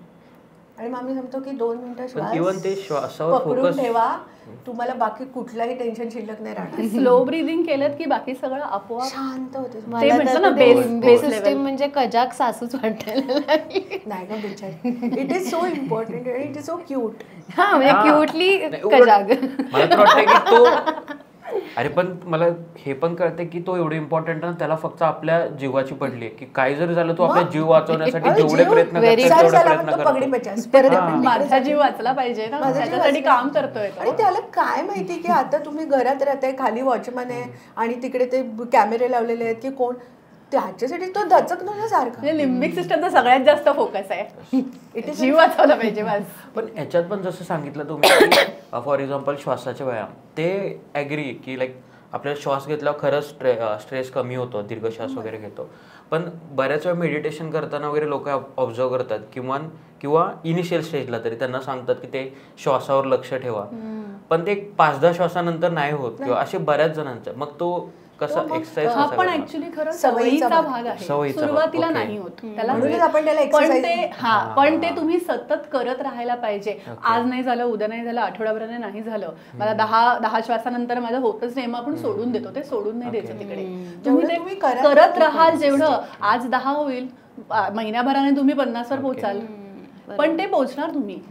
हॅक काय नाहीये, तुम्हाला फक्त तो करावाच लागेल, करत राहायला पाहिजे. म्हणजे ब्रेनचा कन्सिस्टन्सीशी किती खूप छान संबंध आहे. आणि गंमत अशी आहे ना की इट्स अ पॅराडॉक्स की ब्रेनला कन्सिस्टन्सी पण हवी आणि ब्रेनला नाविन्य पण हवं. रुटीन पण पाहिजे, पण नवीन वेगळं काहीतरी सतत खाद्य पाहिजे. की काही लोक असं म्हणतात ना की मला रोज काहीतरी नवीन लागतं, that is for dopamine. Right. की मला रुटीनचा, सगळ्यांनीच येतो कंटाळा रुटीनचा, पण ते आवश्यक आहे ना, दॅट इज द बेस. पण मग ब्रेनला मज्जा पण आली पाहिजे, त्याच्यासाठी काहीतरी नवीन रोज करेल. म्हणून म्हटलं की रोज ह्याच रस्त्याने जाते त्याच्यापेक्षा मी थोडा वेगळा डिटोर घेतला ना, तर ती ब्रेनला मग काहीतरी नवीन दिसतं. मग रोज त्याच रस्त्यावर न जाता ज्या मुली दिसतात त्या थोड्या वेगळ्या मुली दिसतात ना, हे सगळ्यांच्या बाबतीत आहे की नाही. किंवा रोज मला आता ती मुलगी तर रोज दिसत ती ओळखीची आहे, आपण तिकडे जाऊन बघूया ना. असं झालं, विषयच बदलला, डोपामिन सगळ्यांचा ऍक्टिव्ह झालाय. ऍक्च्युली मला ना याच्यात एक पॉइंट विचारायचा होता की नाही असं होतं की एक जण सांगतात की एक्सरसाइज करा, रेग्युलर रुटीन फॉलो करा आणि तुम्ही जास्त लॉंगिट्युडिटीचा जो आता चालू आहे की तुम्ही जास्त जगाल, मग चांगले न्यूट्रिएंट्स घ्या, मग तुम्ही जास्त जगाल. ही एक सगळीकडे सांगितलं जातं. म्हणजे मध्ये नाही का तो ब्रायन म्हणून तो बाहेरचा आला होता आणि तो सगळ्या गोष्टी, आणि त्यांचं एक विचित्र चालू की त्यांना 100 किंवा त्यापेक्षा जास्त पण जगायचं. पण तेव्हाच एक मीम आला होता किंवा एक फॅक्ट असेली होती की एक योगा टीचर होते आणि ते जगभर योगा शिकवायला सगळं केलं, ते 97 इयर्स जगले, लाईक चांगलं आयुष्य जगले. आणि ॲट द सेम टाईम एक रायटर होते, मी खुशवंत सिंग त्यांचं नाव घेऊ शकतो, खुशवंत सिंग होते. त्यांनी त्यांच्या दारूबद्दल लिहिलं, ते खूप फिरले, त्यांनी किंवा व्यायाम वगैरेचं काही लिहिलं नाही की ते व्यायाम वगैरे करायचं असं काही नाही आहे. पण त्यांनी इन जनरल आपण ज्याला एक रिच लाईफ किंवा एक्सपिरियन्सवालं लाईफ म्हणतो ते जगलं, कारण त्यांच्या आपण बुक्स वगैरे पाहतो तेव्हा ते कळतं की त्या माणसाने सगळ्या गोष्टींचा अनुभव घेतला आणि तेही 97 इयर्सच जगले. सो हे पण इम्पॉर्टंट आहे ना की आयुष्य खूप म्हणजे जसं आता आपण तेच डिस्कस करत होतो की व्हेरिड एक्सपिरियन्स घेऊन सुद्धा तुम्ही एक चांगलं निरोगी आयुष्य. शेवटी काय माहिती, मी जसं म्हटलं तसं ना की प्लेजरपेक्षा पण आनंद महत्वाचा आहे. प्लेजरचा संबंध लिम्बिक सिस्टीमशी आहे, आनंदाचा संबंध सेरिब्रल कॉर्टेक्सशी आहे. की सगळा पूर्ण फोकस खाण्यावर नाही, पण जेव्हा आपण काहीतरी अचीव्ह करतो, आपण काहीतरी नवीन शिकतो, तेव्हा पण डोपामिन मिळतं आपल्याला खूप. हो की नाही? तर ते जास्त हेल्दी आहे आणि ते आपल्या मेंदूला ताजंतवानं ठेवतं. की लोक नवीन नवीन शिकायला आम्ही काय सांगतो की तुम्ही एखादी वेगळी भाषा शिका, की मला जर एक 4 वाक्य जरी त्यातली बोलता आली तरी असं ठरलं. किंवा म्युझिक गाणं शिकणारे सगळे काय मैथिली झाले पाहिजे तसं. मी भले बेसूर गाते पण मला मजा येते ना, तर शिका की गाणं शिका, स्वतःसाठी शिका. परफॉर्मरच व्हायला पाहिजे असं काही नाही, पण म्युझिकचा आपल्या श्वासाशी संबंध आहे ना थेट. ते माणसाला इतकं जवळचं आहे की आपल्या हार्टबीट्सना पण एक पर्टिक्युलर रिदम आहे. रिदम हा खूप महत्त्वाचा आहे जो आपल्या मेंदूला हवा. आवर ब्रेन नीड्स अ रिदम. डान्सनी तुम्हाला एंडोर्फिन सिक्रेट होतात, डोपामिन सिक्रेट होतं, मस्त वाटतं. आणि जे ते म्हणाले की आनंद मिळतोय त्यासाठी शिका, मी ते शिकून पुढे त्याचं काय करू, गरज नाही करण्याची. शिकायची मजा घ्या, नवीन काय होणार आहे, अरे शिकलात की कळेल काय होतं आणि काहीतरी कशाला व्हायला पाहिजे प्रत्येक वेळी. हा खूप इम्पॉर्टंट पॉइंट आहे. म्हणजे आपण कायम मोटिव्ह साठीच काम करतोय किंवा काहीतरी करतोय ज्याचं काहीतरी मोटिव्ह आहे, ह्याचा मला काय उपयोग आहे. आणि तो फायदा म्हणजे मटेरियल फायदा, की मी गाणं शिकते बरोबर आहे, मला कोणी कार्यक्रम करायला बोलवून पैसे देणार आहे किंवा माझ्या गाण्याचं कोण कौतुक करणार आहे का तर मी गाणं शिकेन. मला कोण पैसे मिळणार त्यातनं तर मी गाणं शिकेन. मला आनंद मिळतो म्हणून मी गाणं शिकेन. आणि पुन्हा हे तुम्ही सांगितलं ना की आपण इतिहासापासून म्हणजे लाईक आधी जेव्हा आपण केवमध्ये वगैरे राहत होतो तिथून विचार केला तरी लॉजिकल पण वाटतं. जसं की आता आपण काय करतो की मी पेंटिंग शिकतो, सो पेंटिंगमधून मला पैसे मिळतील, पण तिथे ते रॅन्डमली रात्रीचे बसलेत म्हणून ते करत होते. तीच मेमरी असेल ना आपल्याकडे. चेंज रुटीन मधनं चेंज म्हणून ते नाचत होते, गाणं म्हणत होते, वॉट एव्हर. निर्मल आनंद आपल्याला तो कळतच नाही हल्ली. आपण प्रत्येक गोष्टीमधून मला काय मिळणार हे करण्यापेक्षा ती गोष्ट करूया, आपण करून बघूया, काहीतरी नक्की मिळतं, काहीतरी नक्की. आणि ते काय आहे ना हे त्याच्यातली मजा हरवली आहे. की मी कुठलीही गोष्ट करताना माझा काहीतरी एम असतो, ती गोष्ट करणं हाच एम का नाही. वाव. आणि मग त्याच्यासाठी आपण मग म्हणतो की मी ना आता ट्रेकिंगला जाणार आहे म्हणजे माझा मेंदू शांत होईल. जरूर जा, पण रोजचं आयुष्य ट्रेकिंग सारखं जगा की. आणि तू अगदी जर बेसिकली विचार केला ना आपण, तर माणसाला जगण्यासाठी खूप काही खरंच लागत नाही. हा तर खूपच मी फिलॉसॉफिकल विचार मांडते, पण काय लागतं आपल्याला.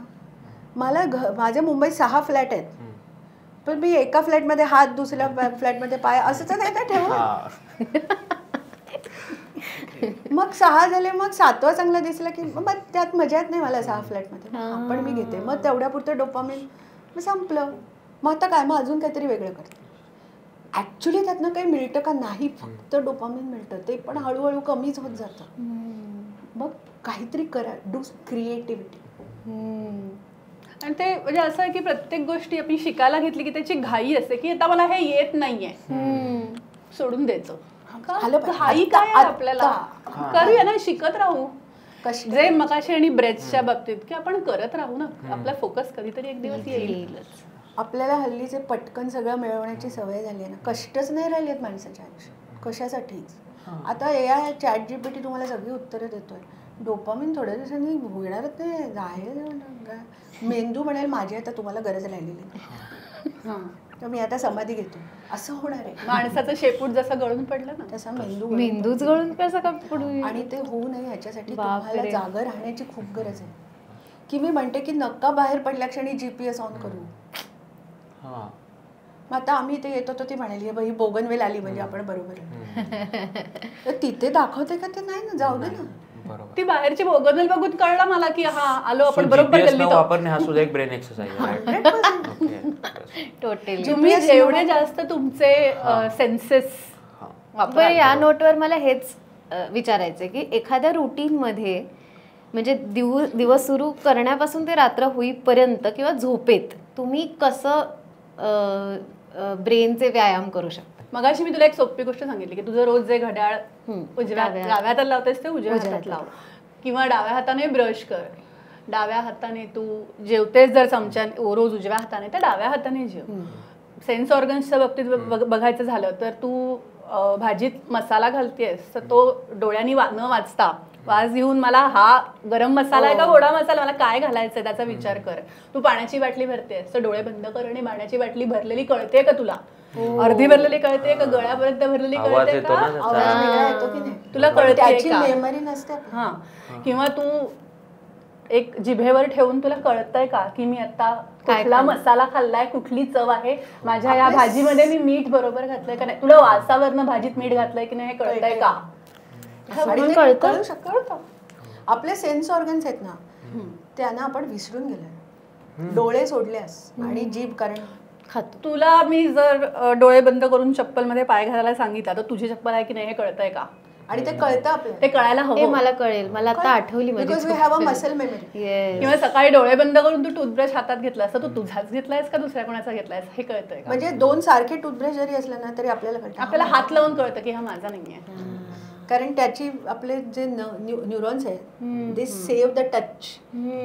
आपल्याला टॅक्टाईल मेमरीज खूप असतात, आपण ते वापरतच नाही.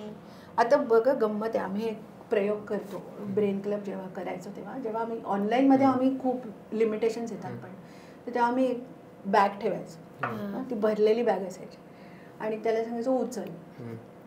मग आपल्याला एक पर्टिक्युलर प्रेशर अप्लाय करायला लागतं, ती जड आहे ती उचलायला.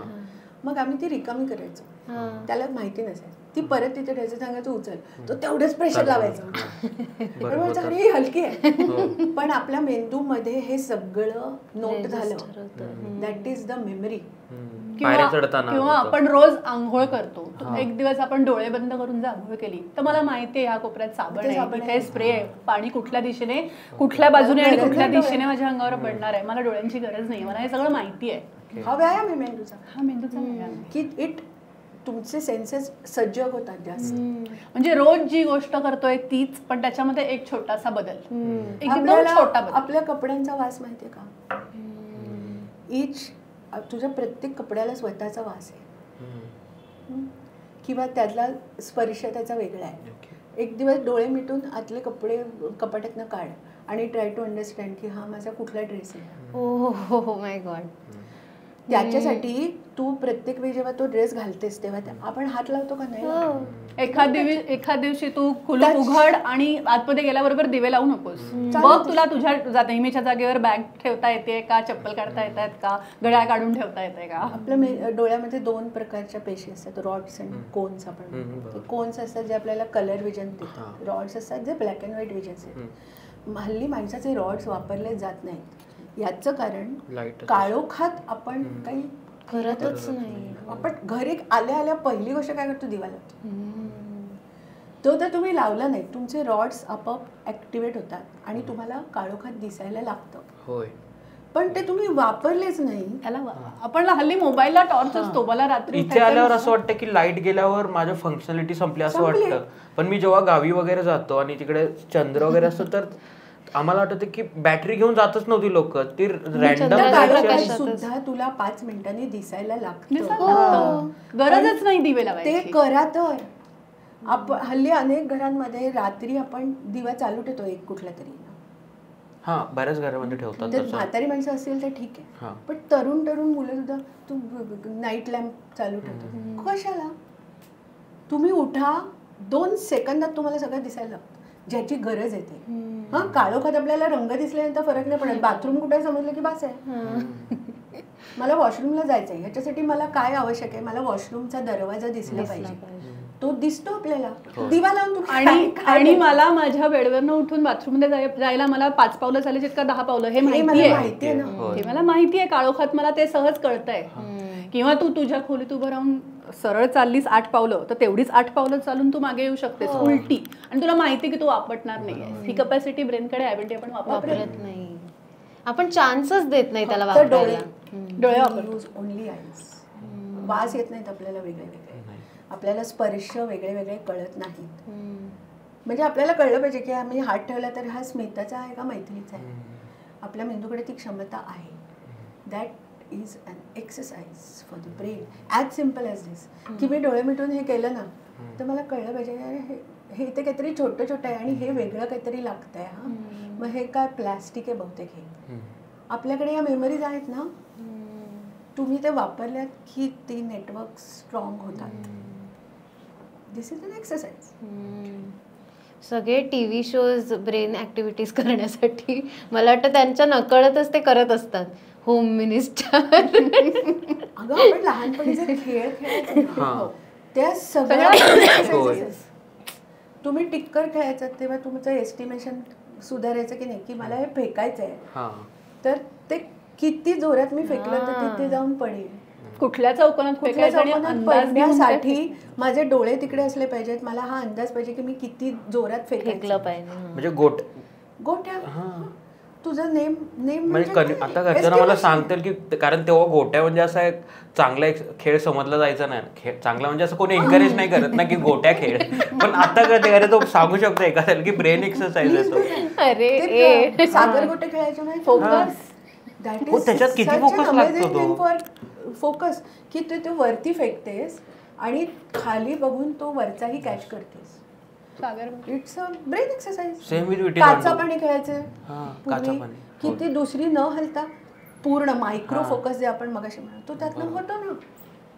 आज आपण ते काय करतो का आपण काय नाही करतो आणि मोठं झाल्यानंतर आपण हे सगळं खेळायचं बंद करतो. हे लहान मुलाचं कशाला, पण ते तुम्ही कंटिन्यू केले तुमचा फोकस चांगला राहतो. ते हे काय ते लगोरी खेळायचे ना की त्याच्यावरती कांदा फोडी सच अन अमेझिंग. तुमच्या बॅलन्स साठी, तुमच्या कोऑर्डिनेशनसाठी, तुमच्या वेट अंडरस्टँडिंग की माझं वजन किती आहे की मी किती जोरात उडी मारली तर मी तिकडे जाईन नाही तर ह्याच्या अंगावर पडेन आणि शिव्या खाईन. हा, हे सगळं खूप महत्वाचं आहे. आपण सगळं बंद केलंय. लंगडी खेळायचं, बॅलन्स. हल्लीची मुलं काय खेळतात का? सो हे पण इम्पॉर्टंट आहे ना की एकच खेळ न खेळता समजा आता खेळायला पाहिजेत. नाहीतर असं असतं ना की मी माझ्या मुलाला खेळायला लावलं. मी इन जनरल इकडे बघतो की खूप माझ्या मुलाला खेळायला लावलं पण तो आयुष्यभर क्रिकेटच खेळतोय. व्हर्च्युअली खेळतात. हा की व्हर्च्युअल खेळतोय. अजून वाईट क्रिकेट पण हल्ली मुलं मोबाईलवर खेळतात. ते क्रिकेट कुठे आहे? पण तुमचा अंदाज कसा डेव्हलप होणार की मी तो काय आता मला फारसं क्रिकेटमधलं काही कळत नाही पण मी जेव्हा एखादा स्ट्रोक मारते तेव्हा सचिन तेंडुलकरला माहिती असं तो ते त्याच्या बाबतीत असं सांगतात की तो मारायचा आणि कॉल आउट करायचा 2. म्हणजे त्याला मारल्या क्षणी कळायचं की ह्याच्यात आपल्याला 2 रन्स मिळणार. हा जो परफेक्ट एस्टिमेशन आहे ते त्याला मोबाईलवर खेळून नाही ना येणार. बरोबर. Estimation is such an important thing in life की मला ह्याच्यात किती प्रयत्न करा आणि ते किती सुखाचं आहे आपल्यासाठी. की मला जर इतकेच प्रयत्न करून भागणार असेल तर मी एवढा जोर कशाला लावू. पण तो अंदाज म्हणतो ना आपण मराठी, आपण तो हरवून त्याच्यासाठी आपण यंत्रांवरतीच अवलंबून राहतो ना सगळ्या गोष्टींसाठी. यंत्र ही टू डू लिस्ट करायची तर प्रत्येक वेळी ती लिहून काढायची गरज नसते. ती इथे ठेवता येते आपल्याला. पूर्वी राहायची की नाही, आता राहते. आता पूर्वी कुठे आपल्याकडे मोबाईल होता लिस्ट करायला. लोकांचे नंबर्स लक्षात राहत नाही. नंबर सोड, मला हे आठवत नाही म्हणून मी ते काय करून ठेवते ग अलार्म लावून. काय रिमाइंडर. तुम्हाला मोबाईल का लागतो? पूर्वी ते गाठ बांधायचं माहितीये. आठवायचं पदराला गाठ बांधायची. मग ही का बांधली की कळायचं की हा ह्याच्यासाठी बांधली. आता तर रिमाइंडर मध्ये लिहिलेलं असतं. रिमाइंडर मध्ये लिहिलेलं असतं. मी असं सांगते की तुम्ही रिमाइंडर लावा पण तिथे लिहू नका काही. किंवा तो वाजला की हा नक्की का वाजला की मग काहीतरी काम करेल मेंदू. किंवा ते फोनवर ते घेतं ना की मी तुम्हाला सांगतो तर ते म्हणतात थांबा तुमचा कॉल रेकॉर्ड करते. पण ते ऐकून कळू शकतं ना असंही. मेंदूला आळस हा आपला जो बेसिक आपला हे आणि मेंदू खुश आहे मोबाईलवर. ती म्हणाली तसं तो पडून राहिलाय मेंदू. त्याचे जे दुष्परिणाम आहेत ते आपल्याला 10 years, 20 years, 30 years down the line भोगावे लागणार आहेत. की आज जर 6-1 आहे ना तू उद्या जाऊन ते 6-3 6-4 होणार आहे अल्झायमर्सची. वापरतच नाही मेंदू आपण. मग तो काय गंजल्यासारखं होतं. पण मेंदू वापरण्याबरोबर मेंदूला रेस्ट देणं. हा मी तेच म्हणणार होतो की एक्सरसाइज केल्यावर आता ते सांगतात की तुम्ही जरा आता रेस्ट घेतली पाहिजे. सो मेंदूचा रेस्ट कसा आहे? झोप. मेंदूच्या व्यायामाचे 3 टप्पे आहेत. रादर 3 गोष्टी मेंदूसाठी सगळ्यात जास्त आवश्यक आहेत. एक्सरसाइज, फूड म्हणजे न्यूट्रिशन आणि sleep. Not in that order. मेंदूसाठी सगळ्यात महत्त्वाची झोप आहे. आणि ती का महत्त्वाची आहे की आपण जेव्हा झोपतो तेव्हा मेंदू झोपत नाही. तेव्हा तो खूप महत्त्वाची कामं करतो. जे दिवसभरात आपण केलं आहे त्याचं ॲनालिसिस करून हे मला पाहिजे तर हे ठेवायचं, हे मला नको आहे ते जाऊ दे. आणि मग जी टॉक्सिन्स जमा होतात आपल्या मेंदूमध्ये, सतत टॉक्सिन्स जमा होत असतात, ती क्लिअर करण्याचं काम मेंदू आपण झोपलेले असताना करतो. आपण झोपलो नाही ती टॉक्सिन्स बिल्डअप होतात आणि मग त्याच्यातनं वेगळे वेगळे आजार होतात. तर झोप आज आपल्याला का लागत नाही? ही बऱ्याच लोकांची तक्रार असते की मी खूप थकतो पण बेडवर आडला पडलो की मला झोप नाही लागत. मग किती विचार येतात इकडचे तिकडचे. याच्याच परत सगळ्यात मोठा शत्रू आहे मोबाईल. तुम्ही जेव्हा बरेचसे लोक हे करतात ना, झोपण्यापूर्वी आपण काय करतो सांग? सध्या तर मोबाईलच पाहतात, रील वगैरे बघतात हे ना. आपण मोबाईल बघत बघत झोपतो की नाही? आणि मग एक क्षण असा होतो की मेंदू म्हणतो बाबा आज बाबा ते ठेवतो बाजूला, तोपर्यंत आपण तो ठेवायचा. नाही, हा जो मोबाईल आहे ना हा एका पॉइंट नंतर असं होतं बास आणि मग हे बटन दाबायचं आणि धापकन करून आपटून झोपायचं. ही म्हणजे ठरलेली प्रोसेस आहे रोजची. लागण्यासाठी सगळ्यात महत्वाची गोष्ट काय आहे माहितीये? काळोख. We have a circadian rhythm. आपलं जे शरीर आहे ते त्या रिदम प्रमाणे चालतं की आता सकाळ झाली म्हणजे उठायचं, काळोख पडला म्हणजे झोपायचं. तर तो काळोख पडला, तो पडला तर पाहिजे. आपल्या मोबाईलमध्ये व्हाईट लाईट असतो which is the copy of day light. तू जेव्हा मोबाईल बघत राहतेस तेव्हा मेंदूला हा कमांडच मिळत नाही की आता रात्र झाली, झोपायची वेळ झाली. त्याला वाटतं अजून उजेड आहे म्हणजे आपण जागा राहायला पाहिजे. मग तो बंद केलास, रात्र झाली, आपलं काळोख कधी पडतो? साधारण 7:30-8 वाजता काळोख पडतो आणि आपण 10 वाजता झोपतो, बरोबर?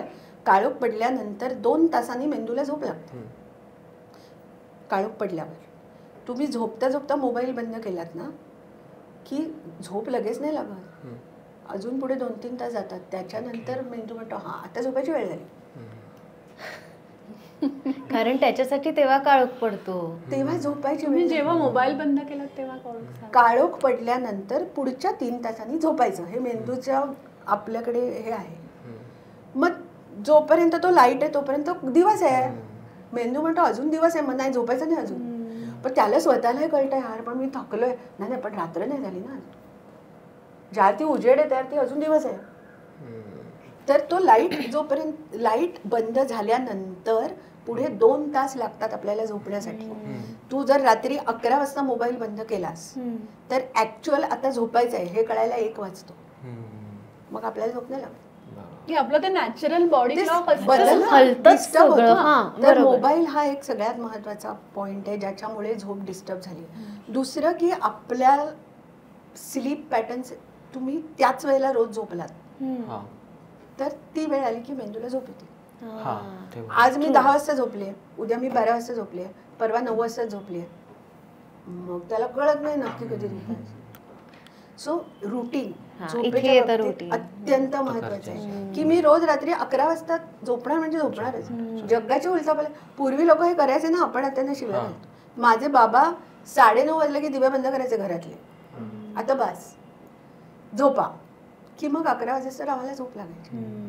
आज आपण ते करत नाही ना. आणि आज कसं मला काहीतरी इंटरेस्टिंग मोबाईलवर मी परत येते, मोबाईल कंपनी केस नाही ना करणार माझ्या की काहीतरी इंटरेस्टिंग चालू आहे मी बघते आणि मग झोपेन ना. मग ते कधीतरी चालू राहतं 11, 11:30, 12. आरपारचं पॉडकास्ट मला खूप आवडलंय, ते पूर्ण बघून असताना मी झोपणार नाही. चांगली पण मग मेंदू जागा राहतो ना, है ना. या ठिकाणी ती शिस्त आपण स्वतःला बरोबर. लावून घेतली पाहिजे दुसरी की गोष्ट, 10:15 झाला की मी बंद करणारच काही असो. झोपेच्या आधी किमान 3 तास आपण बंद करायला पाहिजे म्हणजे त्या या ते लॉजिकने होत 3 नाही तास तर खूपच अवघड आहे, पण तासभर तरी घेतला पाहिजे. किंवा बघू तरी नका. म्हणजे फक्त काही मेसेज आला म्हणून बघितला किंवा तुम्ही तो बाजूला ठेवा, काहीतरी ऐका, ते पण म्युझिक. आपण रोज रात्री झोपताना जर कुठले तरी इंटेलेक्च्युअल डिस्कशन्स ऐकले ना तर ते चालू राहतात ना मेंदूत.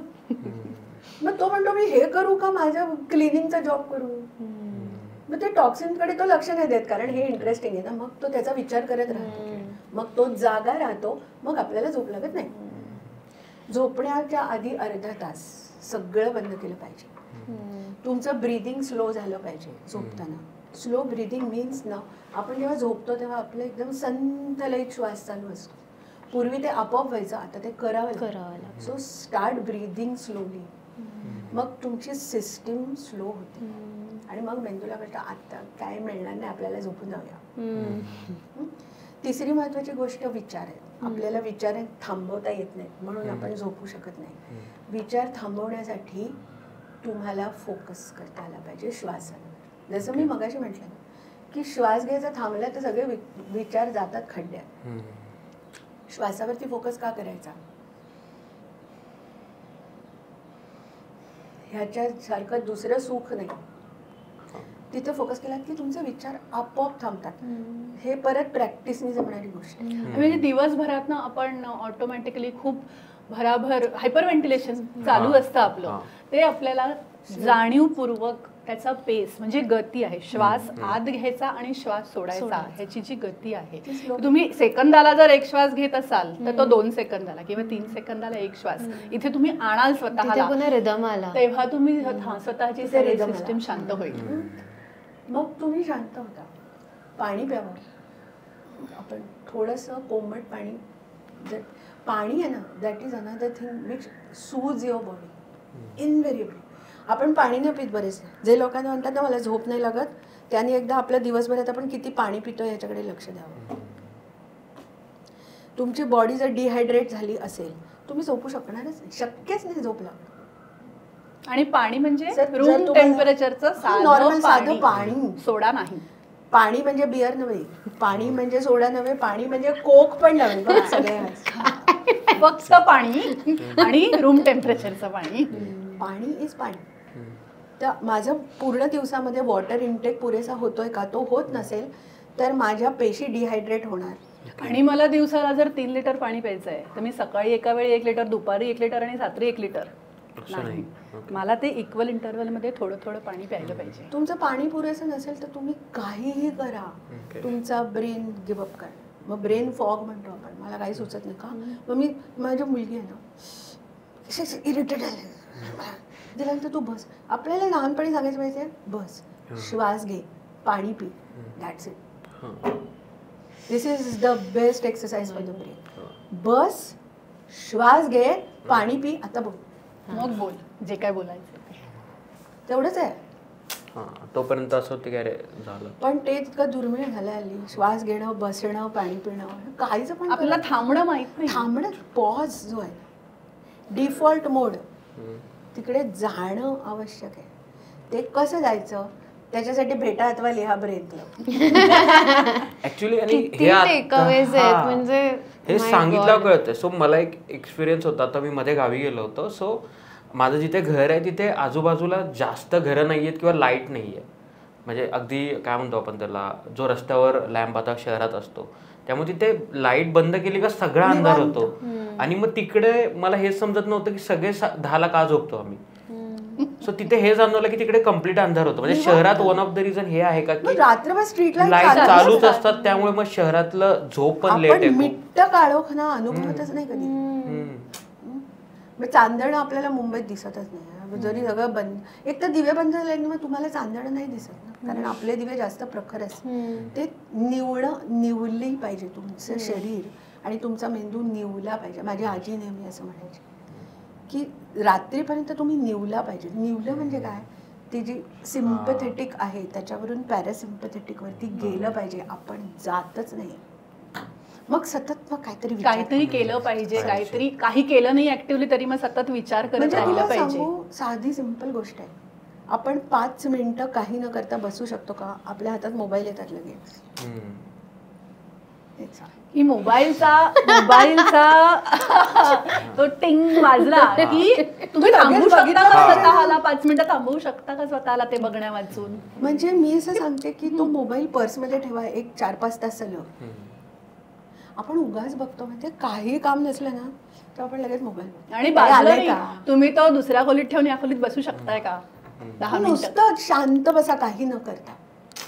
डोळे मिटून, जर डोळे उघडे ठेवून बसता येत नसेल तर डोळे मिटा आणि बसून राहा. डिफॉल्ट मोडला जाता येत नाही आपल्याला, ते जमतच नाही. की मग आपल्याला लगेच मग खुट्ट काय झालं की लगेच आपण की कधी एकदा डोळे उघडतोय असं होतं आपल्याला. की मग ते पुन्हा तेच आहे की 10 श्वासांनंतर फोकस नाही झाला की नाही होत, सोडून दिलं. सो पॉज सगळ्यात आयुष्याने. आपल्याला म्हणजे लोक वारीला जातात ना तर ते तल्लीन होतात ना. हे तल्लीन होणं जे आहे ना ते फक्त सेरिब्रल लेवलवरतीच असलं पाहिजे असं नाही. काही न करणं, हे न करता तल्लीन व्हायला पाहिजे. की तो ज्ञानबा तुकारामचा जो चालू असतो तो एकच तो सुरू असतो ना पूर्ण वेळ, की त्याच्यामध्ये तुमचा मेंदू अडकला ना की बाकी विचार येत नाही. तिथे पॉज आहे. I pause everything else. आपल्याला ते अभंग आहे की नाही, देवाची द्वारी उभा क्षणभरी. ते उभं राहणं आणि तो क्षण आहे तो पकडायला आपण मेंदूला उसंत. ते मी नेहमी, मला आई लहानपणी एक गोष्ट सांगायची की तुकाराम महाराजांना कोणीतरी विचारलं की तुम्ही संत आहात ना, तसं मला संत व्हायचं आहे. त्या काळात पण होती बहुतेक अशी करिअर ओरिएंटेड. मला पण तुमच्यासारखं संत व्हायचं, तर मी कसं होऊ? तर ते म्हणाले की संत होण्यासाठी आधी उसंत मिळाली पाहिजे. ती उसंत देतोय का आपण मेंदूला? हे आपण आणि पुन्हा तिथे झालो की बस, श्वास घे, पाणी पी, मग पुढे काय करायचं ते कर. की शांत हो. जे आपण गोळा केलंय दिवसभरात त्याचं काहीतरी करायला जो वेळ, ती उसंत ती दिली की तुमचा मेंदू चांगला काम करतो. ती देतच नाही. ही कचरापट्टी बाहेर टाकणार कधी मेंदू? एक आलं, दुसरं आलं, तिसरं आलं, अरे मला त्याचं काहीतरी करू तर दे, मग तो दुर्लक्ष करतो. आणि मग त्याच्यामध्ये महत्त्वाच्या गोष्टी पण, आपली मेमरी फॉग होतं ना, माझ्या काही हल्ली लक्षातच राहत नाही. कारण एका लेवलनंतर मेंदू कानाडोळा करतो, खड्ड्यात जा, मला काहीच नाही करायचं. आणि मग आपण म्हणतो का मला विसरायला होत आहे? कारण हे लक्षात ठेवायचं आहे. असं मेंदूला कळेपर्यंत वेळच नाही देत आपण. हे लक्षात ठेवायचं आहे, त्याच्यासाठी मला ते प्रोसेस करायचं आहे, त्याच्यासाठी मला जागा शोधायची आतमध्ये. तोपर्यंत दुसरं काहीतरी डोंट वरी, काय चाललंय, मी काय करतो. गॉड. सो हे आपण कसं करायचं, दॅट इज ब्रेन क्लब. म्हणजे कसं वागवतोय आपण स्वतःला. त्याच्यामध्ये नात्यांचा भाग आहे, ते आपण टचच नाही केला. आता वेळही नाही आपल्याला. मला असं वाटतं की आपण अजून एक पॉडकास्ट करायला हवा. पुन्हा लोक नात्यांचा भाग आहे की नात्यांचा. पण हा सुद्धा किती आळशीपणा आहे की लोकच सांगणार आहेत आणि मग आपण माणसाला आपला माणूस पण जिवंत ठेवण्यासाठी आणि आपला मेंदू, म्हणजे असं आपण म्हणतो की नाही की का आपल्याला माणसात राहायचं असतं, आपल्याला सेफ वाटतं ना. सगळ्यात बेसिक जाणीव सिक्युरिटीची आहे की मला सिक्युअर वाटत असेल तर मी करिअर करेन. मला सिक्युरिटीच नाही मुळात तर मी बाकी काहीच नाही करणार ना. त्याच्यासाठी माणसं हवी की ह्युमन कॉन्टॅक्ट, जे आपण गेल्या याच्यात पण म्हटलं होतं की कोरोना काळामध्ये का आमचे एवढे सगळे patients, there was no human contact. हल्ली आपण जे व्हर्च्युअल जगामध्ये पूर्ण वेळ असतो ना, ते दुसऱ्या माणसांकडे आपण बघ, आय कॉन्टॅक्ट हा किती बेसिक आहे ना. हल्लीची मुलं तू बघ, ती अशी भेरभेरलेली असत काय. लहान मुलं सुद्धा, तू त्यांच्याशी बोलायला गेलीस, तू तिला विचारलं तुझं नाव काय, माझं नाव श्रावणी, माझ्याकडे बघ आणि बोल. जेव्हा मी तुझ्याकडे बघते तेव्हा माझे डोळे स्थिर होतात, माझा मेंदू स्थिर होतो. पण ते बघतच नाही, कारण त्यांना दुसरं काहीतरी दिसत असतं. आणि त्यांच्या मेंदूला ही सवय लागली की हे पण बघ, ते पण बघ, तिकडे पण बघ, त्याच्याशी पण बोल, हे पण खा, ते पण कर.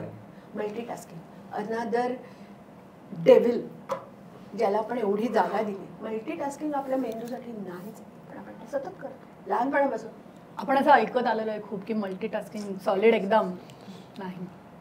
बॅड फॉर झोप लागत नाही. तुम्ही अति मल्टीटास्किंग करत असाल तर झोप लागत नाही. जरा विचार करा, आपण ॲट अ टाइम किती गोष्टी करतोय. काय रियालिटी चेक्स आणि मला लिटरली टॉपिक्स दिसत आहेत पॉडकास्ट. पाणी पित नाही, साध्या मल्टीटास्किंग. गोष्टी आहेत. मी म्हटलं हा मंत्र जर आपण लक्षात ठेवला, बस श्वास घे, पाणी पी, आपले 50% प्रॉब्लेम सॉल्व्ह होतील आयुष्यात.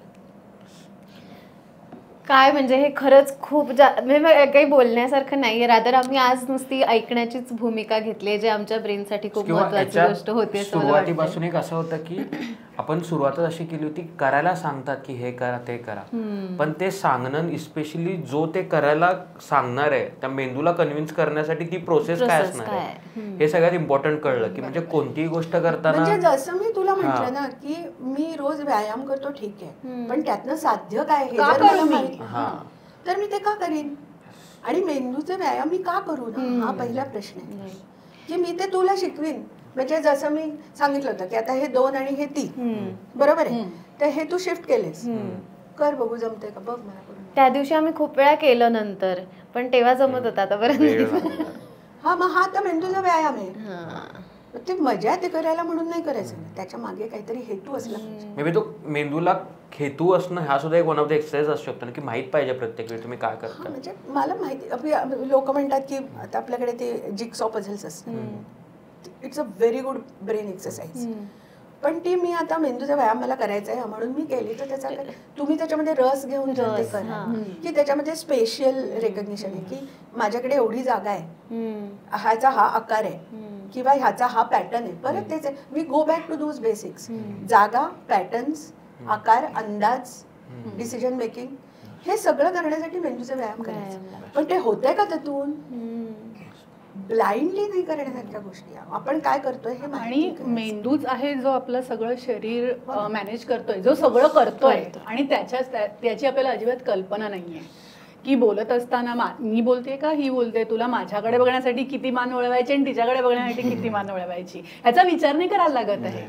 किंवा डोळे बंद केलेस तरी तुला कळेल की ती बोलते का. 5 सेन्स ऑर्गन्स म्हणतो, देयर इज समथिंग कॉल्ड प्रोप्रायोसेप्शन, की आता हे इकडे तुम्हाला सांगितलं ते उचलला, तर मला हे माहिती आहे की मी किती पुढे जाऊन किती ह्याच्यावरती जोर दिला की ते उचलता येईल. आता ही ॲबिलिटी गेली ना, तर मी तिकडे गेली, माझा हात इथे जाईल. तो बसमध्ये चढताना मला माहिती आहे की असं तो बार पकडायचा आणि इतका पाय वरती घेतला तर मी परफेक्ट पायरीवर पाय ठेवायचा. आता हे सहज करतो ना आपण, पण ती कॅल्क्युलेशन आज चालू आहे, ती बिघडली की हे जमत नाही. सो कुठलीही ऍक्शन तुम्ही घेताय ती सगळं इथे कॅल्क्युलेट होऊन प्रोसेस चालू आहे, ती सतत चालू आहे. ऑटोमॅटिक असं खरं तर काही नसतं, हे पहिले लक्षात घ्यायला. खूप खूप मज्जा आली ऍक्च्युली. आज टेकअवेज खूप होते, म्हणजे जे मी मगाशी पण म्हटलं, सगळ्यात महत्त्वाचा टेकअवे की गोट्या खेळणे is not a sarcasm anymore. म्हणजे तुम्ही प्लीज गोट्या खेळा, तुमची ब्रेन ऍक्टिव्हिटी होईल.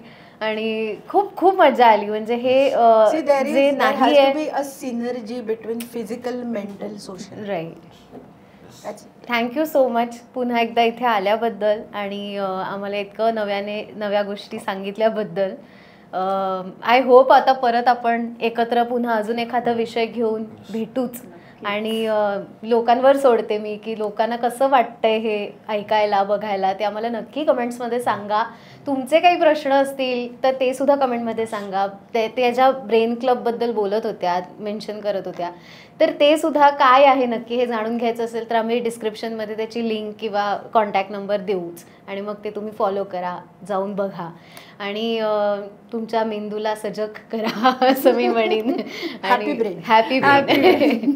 थँक्यू. थँक्यू.